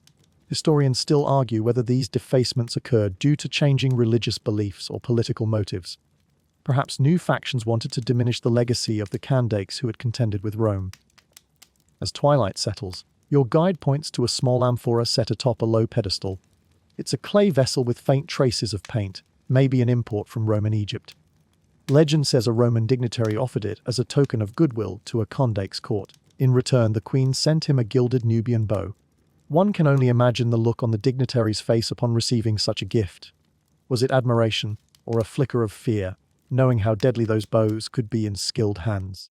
Your third joke arrives as you picture the Queen's messenger handing over the bow with a polite smile. Our Kandake thanks you for the lovely jug. In case you're wondering, yes, this bow can shoot an arrow halfway across the Nile. Enjoy! You can practically hear the diplomat gulp. With evening descending, the scribe bids you farewell at the edge of the courtyard. You linger, gazing at the relief where Roman helmets face Nubian archers. The tension captured in stone mirrors a moment in history when one of the world's mightiest empires had to pause and reassess its approach. From Meroe, these encounters with Rome underscored the kingdom's resolve and cemented the Kandake's reputation as formidable leaders who would not be easily swayed by foreign powers. Walking back through the now empty alley, you reflect on how these interactions shaped Nubia's broader story. Some trade with Rome likely continued after hostilities cooled, exchanging luxury goods, ideas, and cultural influences. And the Roman threat may have spurred Meroe to strengthen alliances with neighboring territories. While the exact details of treaties and skirmishes remain elusive, the consistent theme is that the Kandakes navigated a delicate dance between confrontation and diplomacy, ensuring their kingdom would not become just another province in Rome's vast imperial tapestry. You turn a corner and step onto a deserted street. The sky above is deep blue, pinpricked by stars. Night in Meroe can be surprisingly calm, and you sense the city preparing for sleep. You pass a small group of townspeople lighting oil lamps outside their homes, sending a flickering glow across the dusty road. Like so many times in history, life goes on. Families share meals, children drift off to bed, and the kingdom breathes in unison, its vigor undiminished by even the mightiest external foes. Pausing under a dim lamp, you let out a slow breath. Your thoughts swirl with the memory of those carved reliefs, the archivist's stories, and the legendary image of a warrior queen who refused to bow. It all merges into a single impression: Meroe standing firm, guided by its Kandakes, holding its own against an empire so formidable that most of the known world either feared or revered it. You're struck by the quiet power in that realization. And as the nighttime hush grows deeper, your eyelids grow heavier. In the corners of your mind, you still hear the clang of Roman armor, the twang of Nubian bows, and the resolute voice of a queen declaring her desert realm off limits to unwelcome conquerors. Night has fully claimed the sky now, and lamplight spills onto Meroe's streets in glimmers and pools. You follow the flicker of torches that line an avenue where, rumor has it, musicians and artisans often gather. The distant strains of stringed instruments guide your steps, weaving through the warm darkness and calling you closer. The clangor of daytime trade has faded, replaced by a subdued, almost festive hum that hints at a different facet of Meroitic life, one dedicated to music, fashion, and the myriad artistic expressions that once animated this kingdom's vibrant culture. Eventually, you arrive at a courtyard dotted with low wooden benches. In one corner, 3 musicians sit on reed mats, each cradling a different instrument. One plucks a bow-shaped lyre, its resonant twang echoing gently. Another taps a small frame drum, setting a steady heartbeat for the ensemble. The third plays a flute, like pipe carved from polished bone, coaxing, haunting, lilting notes out into the open air. The synergy of these sounds conjures images of desert nights, temple dances, and celebrations under star-crammed skies. You recall a mainstream historical fact: music and dance were integral to Meroitic culture. Archaeological evidence, including temple carvings, depicts processions with musicians leading the way, sometimes accompanied by dancers in elaborately patterned garments. The beats likely served ceremonial functions, perhaps marking important festivals or royal events where the Kandakes would appear in splendor, flanked by swaying performers. Here, tonight, the setting is more intimate. A small audience of locals and travelers gathers, sipping beverages and tapping their feet in time. You settle onto a bench, letting your shoulders relax, allowing the gentle pulse of the drum to knead away any lingering tensions. Your first joke floats to mind. You can almost hear a Meroitic master of ceremonies announcing, "And now, for our next tune, please welcome the Nubian Nightjars, featuring the one and only queen of the lyre." Perhaps such a stage name would have had them rolling in the dunes. In a far corner, you notice an artisan's stall showcasing pieces of jewelry, each glinting in the torchlight. A delicate collar of hammered gold catches your eye, adorned with tiny lion head pendants that reflect Meroe's emblematic symbol. Another display features amulets shaped like desert creatures, scorpions, lizards, and even crocodiles. A quirky or fringe tidbit, some say a bit of crocodile tooth embedded in jewelry, would protect the wearer from water spirits lurking in the Nile. You pick up one such amulet and imagine wearing it if you dared to sail the river at twilight. Standing nearby is a fashion-minded vendor draped in a flowing gown dyed with deep reds and ochres, possibly extracted from local minerals. You learn from passing conversation that the color palette of Meroitic dress often mirrored the landscape. Warm earth tones to blend with the desert, accented by bright blues and greens symbolizing the life-giving waters of the Nile, the vendor explains with visible pride that such gowns might be paired with elaborate headpieces, sometimes adorned with ostrich feathers or beads traded from distant lands. You grin, forming your second joke. Imagine arriving at a modern party, wearing a towering feathered headdress, and trying to squeeze through a normal doorway without poking someone's eye out. A small crowd gathers around another artisan who's demonstrating a peculiar-looking musical relic. It resembles a large rattle, made from a hollow gourd fitted with tiny pebbles, but the handle is carved to look like a leaping gazelle.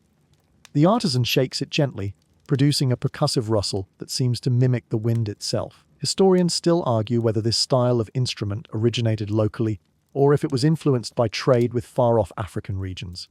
Either way, it underscores the creative synergy that flourished in a kingdom open to outside cultures while steadfastly shaping its own identity. Catching snippets of conversation, you hear talk about Meroitic clothing customs. Men and women often wore wrapped garments not entirely unlike Egyptian robes, but with distinct Nubian flares, such as fringed edges, diagonal sashes, or bold geometric patterns. Some garments displayed repeated motifs of animals or plants, reflecting reverence for nature's role in daily survival.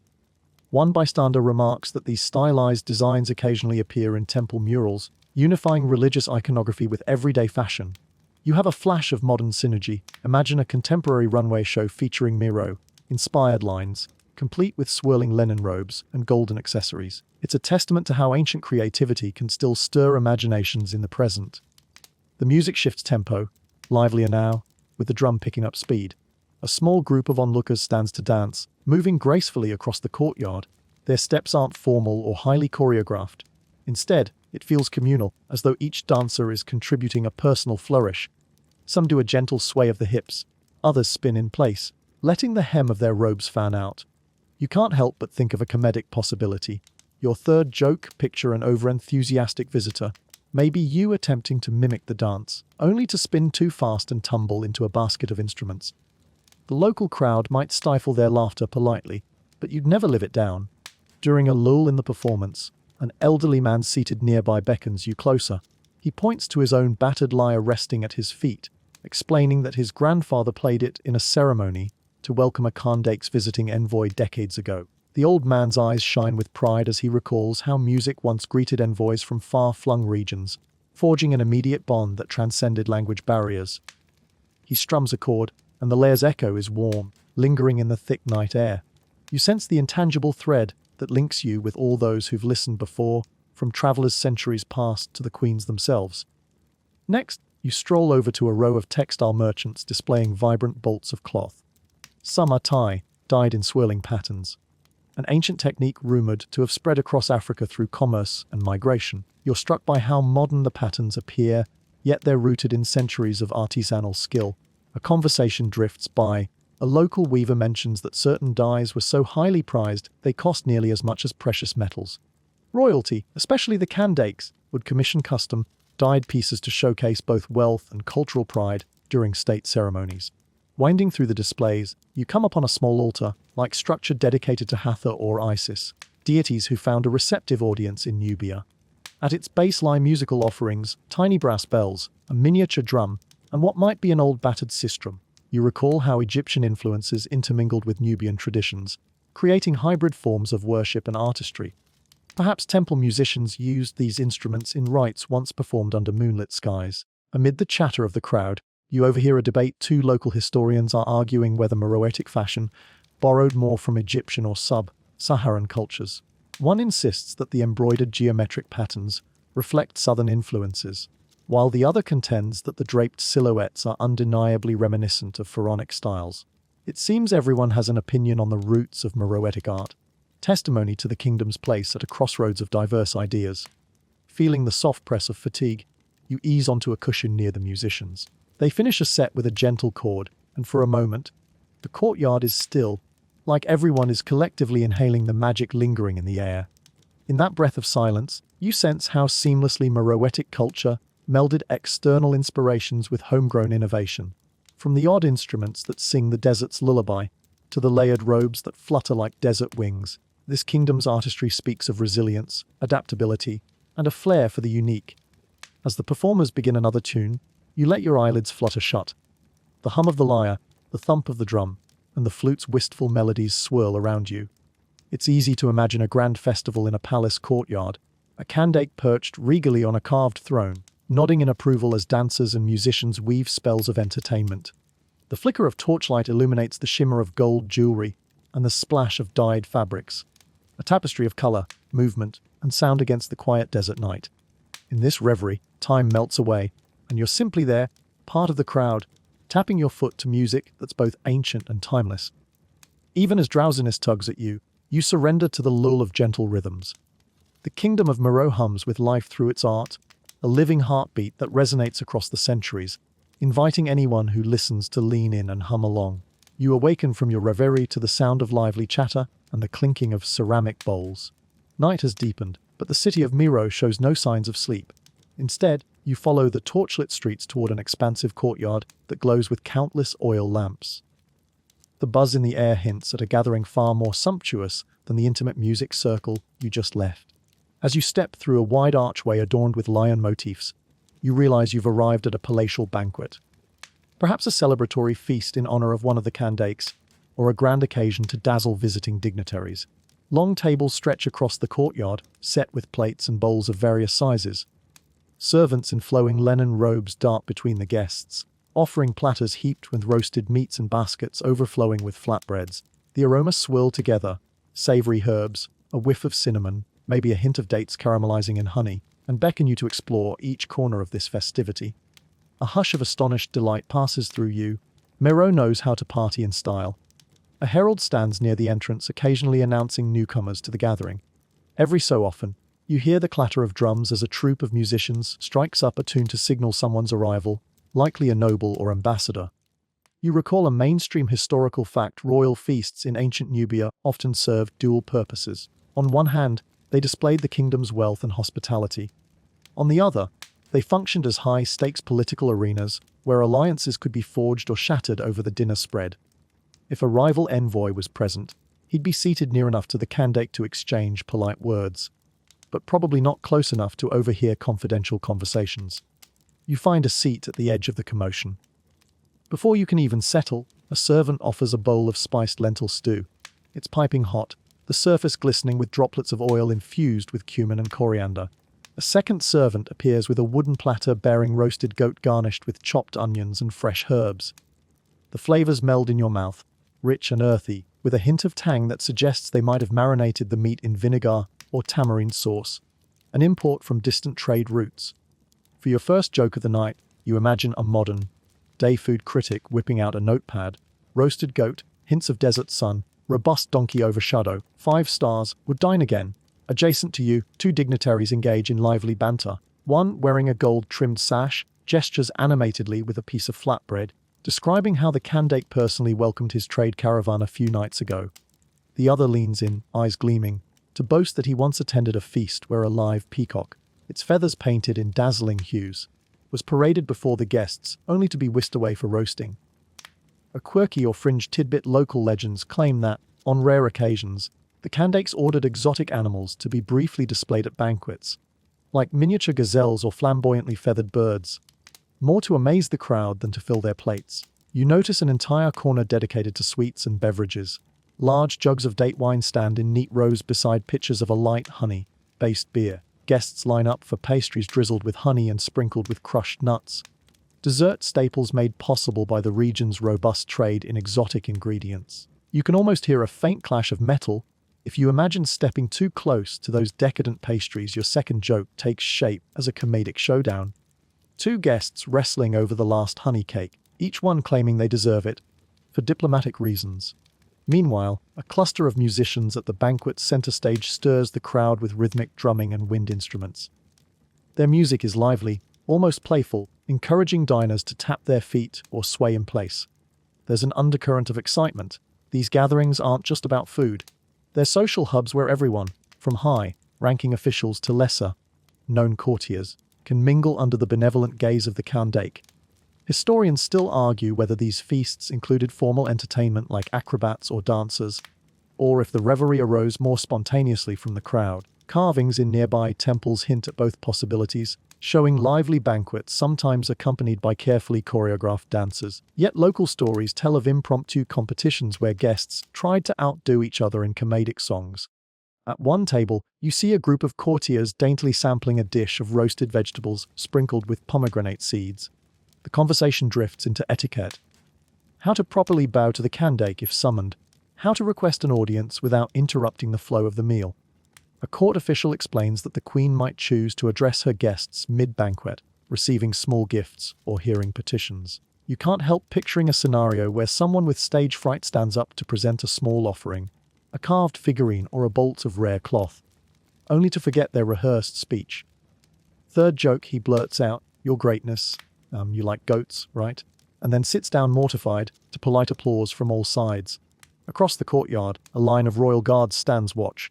Their faces remain impassive, but you sense they're not oblivious to the tantalizing scents wafting from the tables. Occasionally, a servant passes them with a small bowl or a morsel of meat. A quiet nod to the reality that even guards share in the kingdom's bounty, at least in modest measure.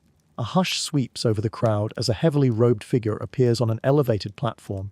It might be the Kandake herself, or perhaps a high-ranking member of the royal family standing in her stead.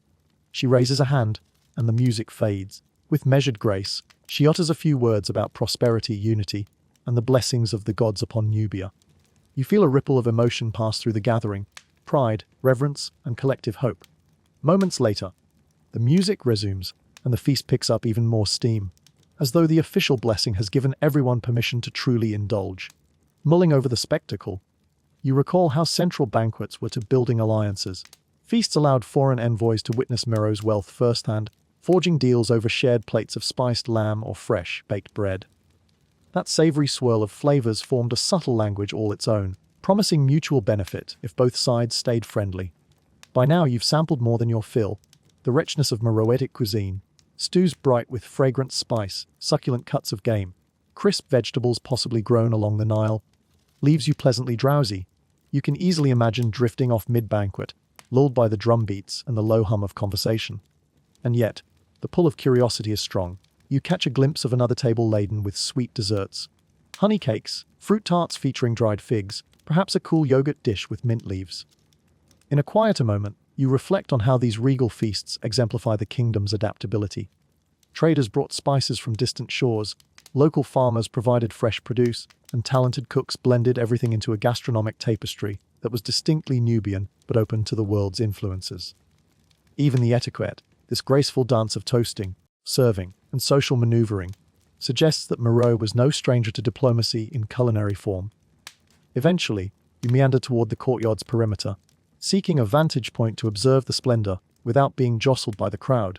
From here, you see a swirl of movement dancers weaving through the tables, guests leaning in close for confidential whispers, the occasional boisterous laugh punctuating the night. Flames from the torches flicker high, sending sparks into the dark sky. In this lavish scene, you recognize not just extravagance but also a profound testament to Mero's resilience. At a time when survival depended on harnessing the desert's scarce resources, the Kandakes managed to host feasts capable of impressing allies and intimidating foes.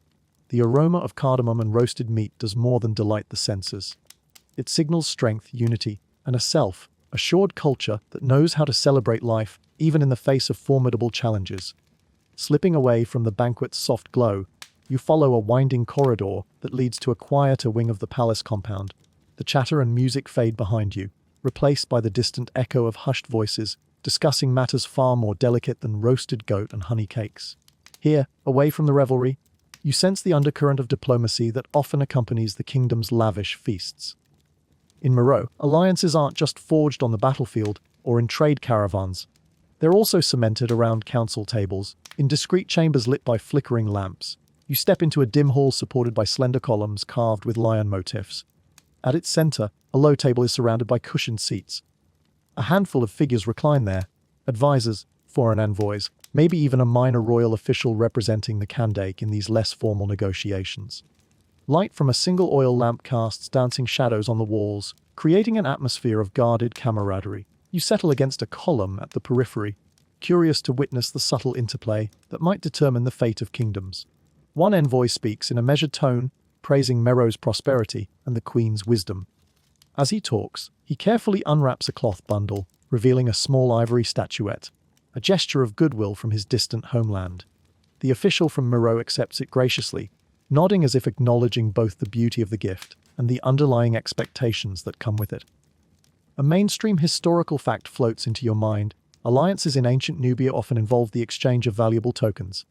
Gold, ivory, rare spices, symbolizing mutual respect and binding both sides to reciprocal obligations. A hush follows as another advisor, wearing a finely embroidered sash, clears his throat. He proposes a seasonal trade agreement, where Mero's iron tools and crafted goods would be exchanged for incense and exotic timber from the envoy's territory. It sounds straightforward enough, yet you can't help but notice how every pause carries weight, as though each word could tip the scales. For your first joke, you imagine a modern corporate negotiation trainer stepping into the room. Microphone in hand, offering a workshop on Closing Desert Deals 101. The participants, with centuries of experience in bartering, would likely roll their eyes at such a notion. A soft rustling diverts your attention. From a darkened alcove at the far end of the hall, a robed figure steps forward. Judging by her posture and the elaborate collar around her neck, she might be a high-ranking priestess or a royal advisor privy to arcane knowledge. She sets a small silver bowl on the table, sprinkling in a few grains of resin that smolder and release a gentle, fragrant smoke. It's a subtle ritual, perhaps invoking blessings for the proceedings. Or maybe it's just her way of ensuring everyone stays awake through the night's negotiations. Historians still argue whether these smaller-scale discussions held as much sway as grand public treaties declared in the Kandake's audience halls. Some scholars believe that the real substance of alliances was hammered out in private, away from the pomp, with each party carefully gauging the other's vulnerabilities and ambitions. Others maintain that the majority of deals were made under formal auspices, witnessed by scribes who recorded each clause onto clay tablets or papyrus scrolls. In truth, these behind-the-scenes gatherings likely acted as the prelude, setting the groundwork before anything was etched into official record. The robed figure speaks softly, her voice echoing against the carved columns.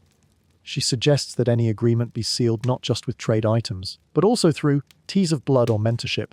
A few envoys exchange uncertain glances.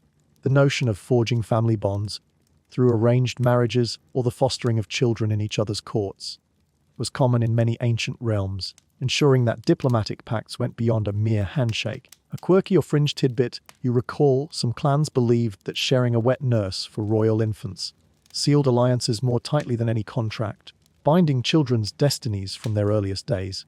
You can just imagine the comedic potential. Your second joke, if a skeptical grandmother objected, "Wait, you want me to feed whose baby?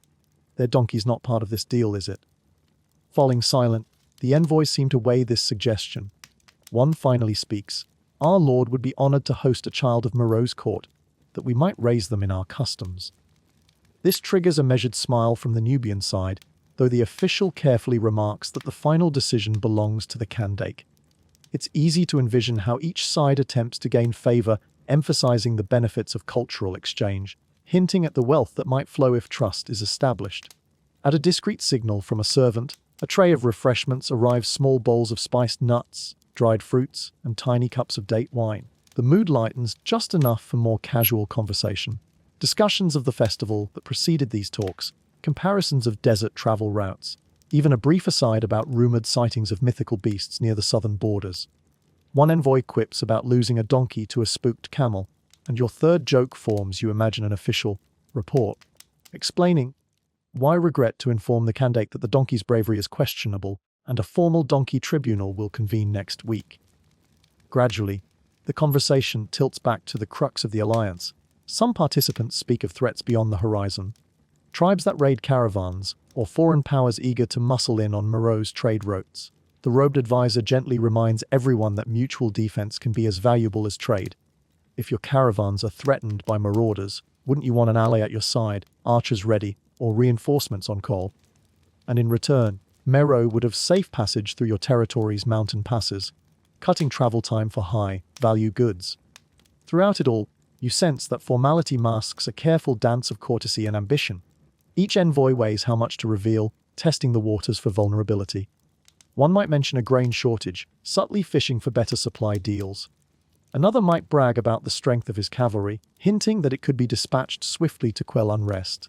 Over centuries, the Kandaks likely mastered these negotiations, knowing when to exude regal generosity and when to offer a frosty smile that warns, "Don't push your luck." As the night deepens, the participants grow wary. A few of scribes take note of key points, though most prefer to rely on memory for now. The robed advisor signals a pause, suggesting that further details be discussed at daybreak. Envoys bow politely, but you see relief on their faces.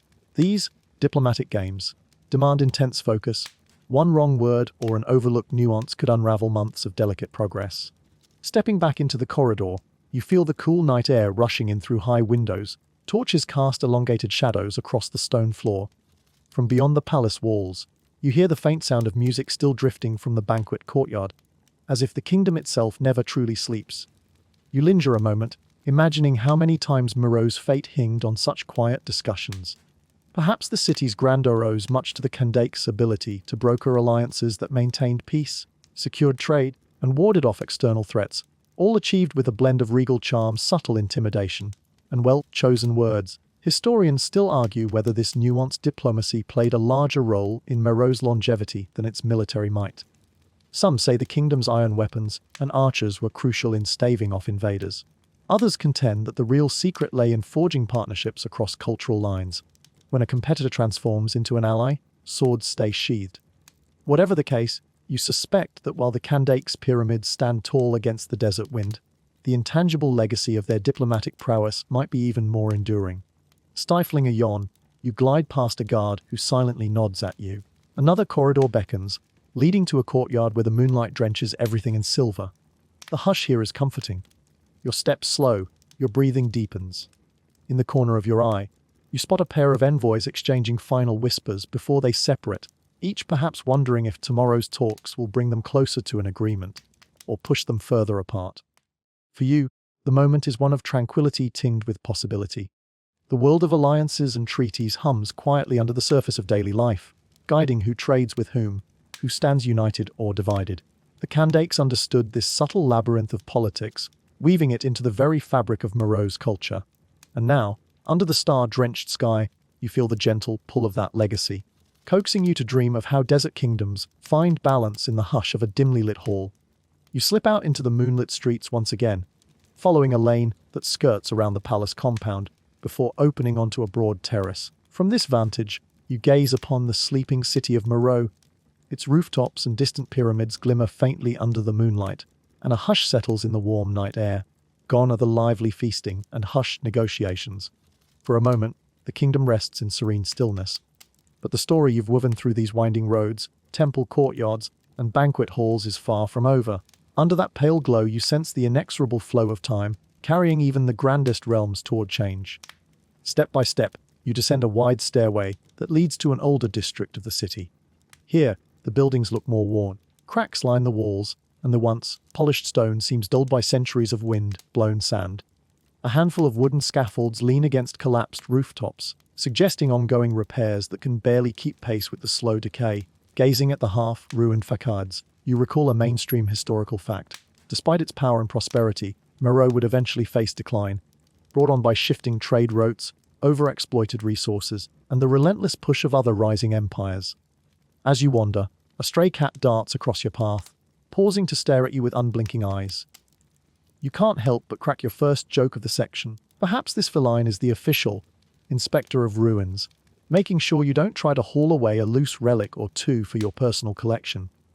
With a flick of its tail, the cat disappears into the shadows, leaving you to explore the silent remnants on your own. You turn a corner and discover a wide street where the sand has drifted in, forming small dunes that nearly swallow the lower halves of old doorways. The sight drives home the reality of a city struggling against nature's relentless creep. Although Moreau's people still find ways to adapt, clearing certain streets, reinforcing walls, or relocating entire neighborhoods, this slow battle shows that not even a kingdom of ironworkers and warrior queens can fully resist the desert's timeless march. Historians still argue whether overforestation for charcoal used in iron smelting pushed Moreau into an ecological crisis. that weakened its capacity to sustain large populations. Some believe the heavy demand for fuel decimated nearby forests, turning farmland into barren landscapes. Others point to political shifts, like the emergence of rival powers to the east, that diverted lucrative trade away from Nubia's corridors. Either way, the consequences bore down on Meroe in waves, gradually eroding the wealth and stability that once underpinned the Kandake's power. You pause at a small courtyard. In its center stands a toppled statue, a regal figure in a long robe, the face now worn smooth by centuries of sand-laden winds. You can imagine this statue once proudly depicting a Kandake, perhaps one of the last queens striving to maintain Meroe's prestige. Now, with the head partially buried in rubble, it feels like a melancholy metaphor for the kingdom's fortunes. Your second joke surfaces. Maybe a modern-day tourist, stumbling upon this statue, would snap a photo captioned, "Keep your head in the sand." That's one way to handle a crisis. A tattered banner flutters on a half-broken pole beside the statue. Its fabric is so faded you can't discern any emblem, only the faint outline of what might have been a lion or a sun disk. A passing breeze rustles what's left of the cloth, sending a faint echo through the silent courtyard. It's an eerie feeling, as though the ghosts of a bustling past are swirling around you, calling forth images of what once was throngs of people crossing this space, the murmur of market haggling, the clang of blacksmiths from a nearby forge. Pushing deeper into the district, you find evidence of deserted workshops. Broken pottery shards crunch underfoot, scattered tools lie rusting in corners, and overhead beams sag in doorways that lead to empty rooms. A ladder leans precariously against a wall, as if abandoned mid-task.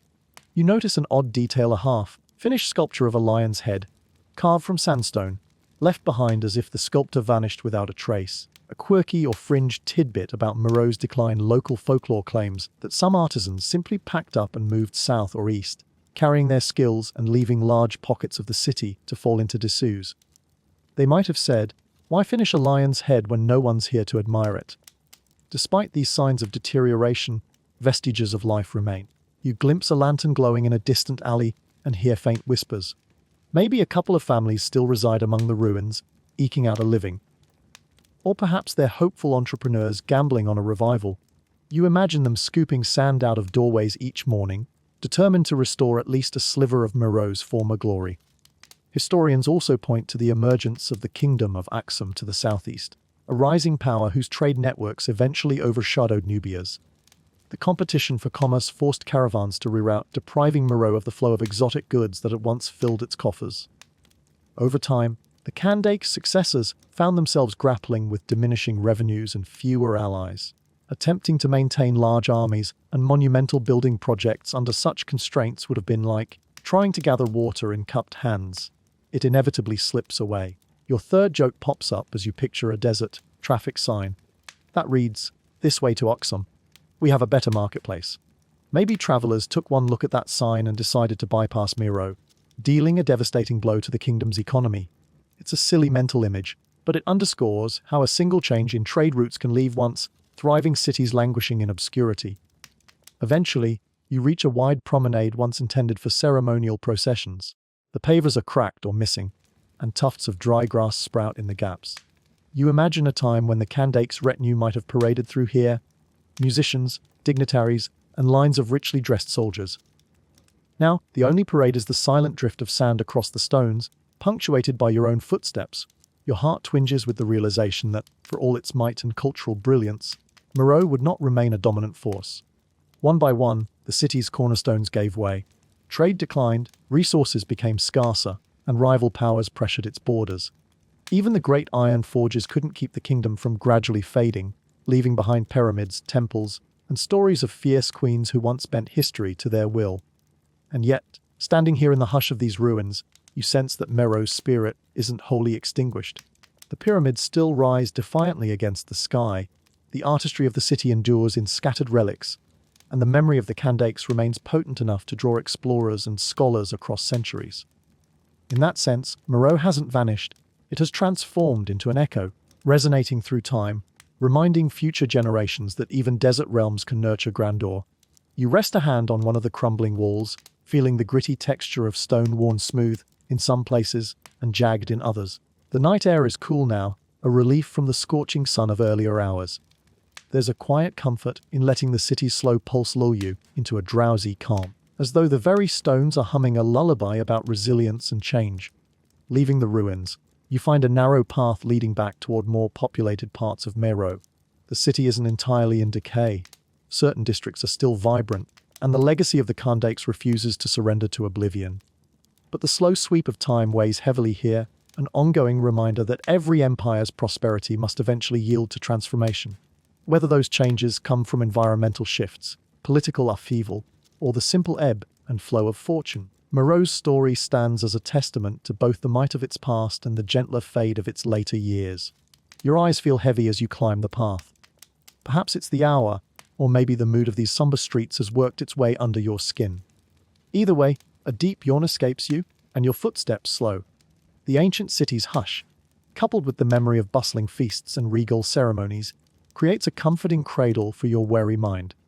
By the time you return to the outskirts of the ruins, stars blanket the sky in a silent vigil, bearing witness to the kingdom's shifting sands of fate. You find a worn footpath veering away from the crumbling district. Following its gentle slope, you soon glimpse the moonlit outlines of Meru's famous pyramids once again. Their sharp angles pierce the night sky, silent guardians of an ancient realm. With each step, you recall the memories you've gathered, a tapestry of bustling markets, regal feasts, fierce warrior queens, and hidden crypts beneath the dunes.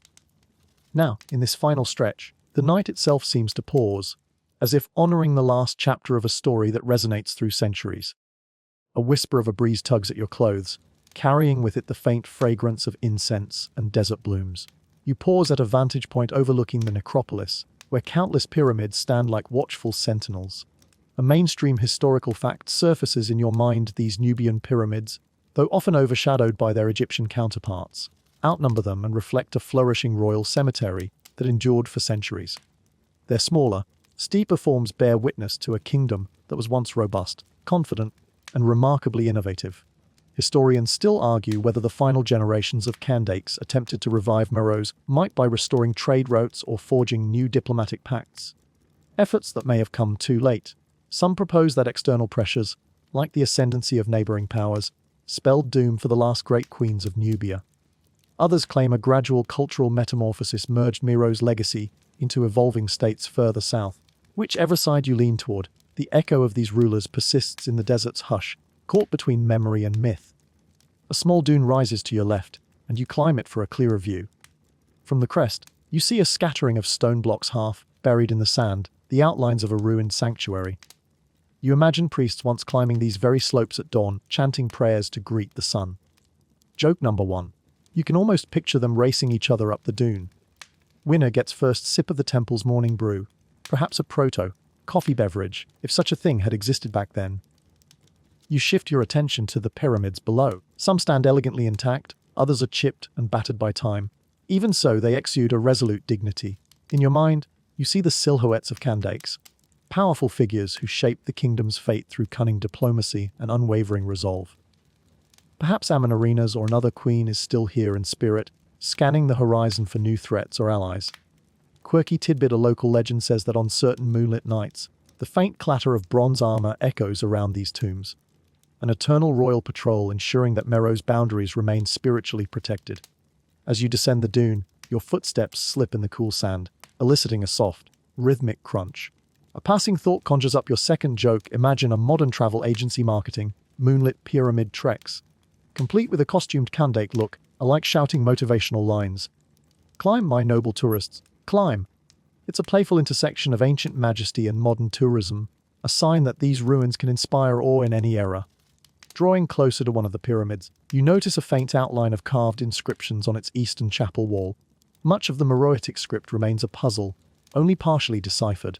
Yet the symbols stir your curiosity, like letters from a half-forgotten dream. Historians and linguists worldwide keep trying to unlock this language in hopes of revealing hidden chapters in the Kandak story. Joke number 3. You imagine a time-traveling translator stepping through a portal to explain the text, then exclaiming, "Oops, I forgot my dictionary in the 21st century," before vanishing again. In the quiet reflection of starlight, the city's fall no longer feels tragic, it feels transformative. Just as the desert has a way of cradling relics, Meru's essence has melded into every grain of sand. Centuries may have eroded walls and scribes' records, but the intangible spirit of these queens endures.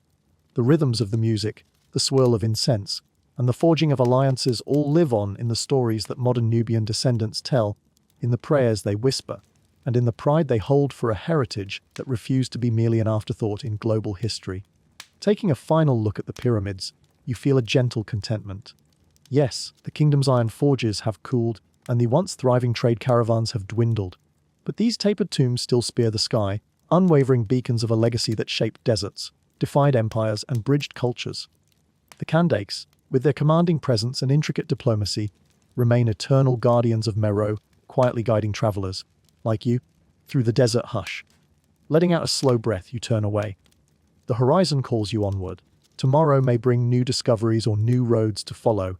But tonight, the ancient queens of Nubia stand watch, ensuring that your dreams drift through the centuries with the same grace and fortitude they once embodied.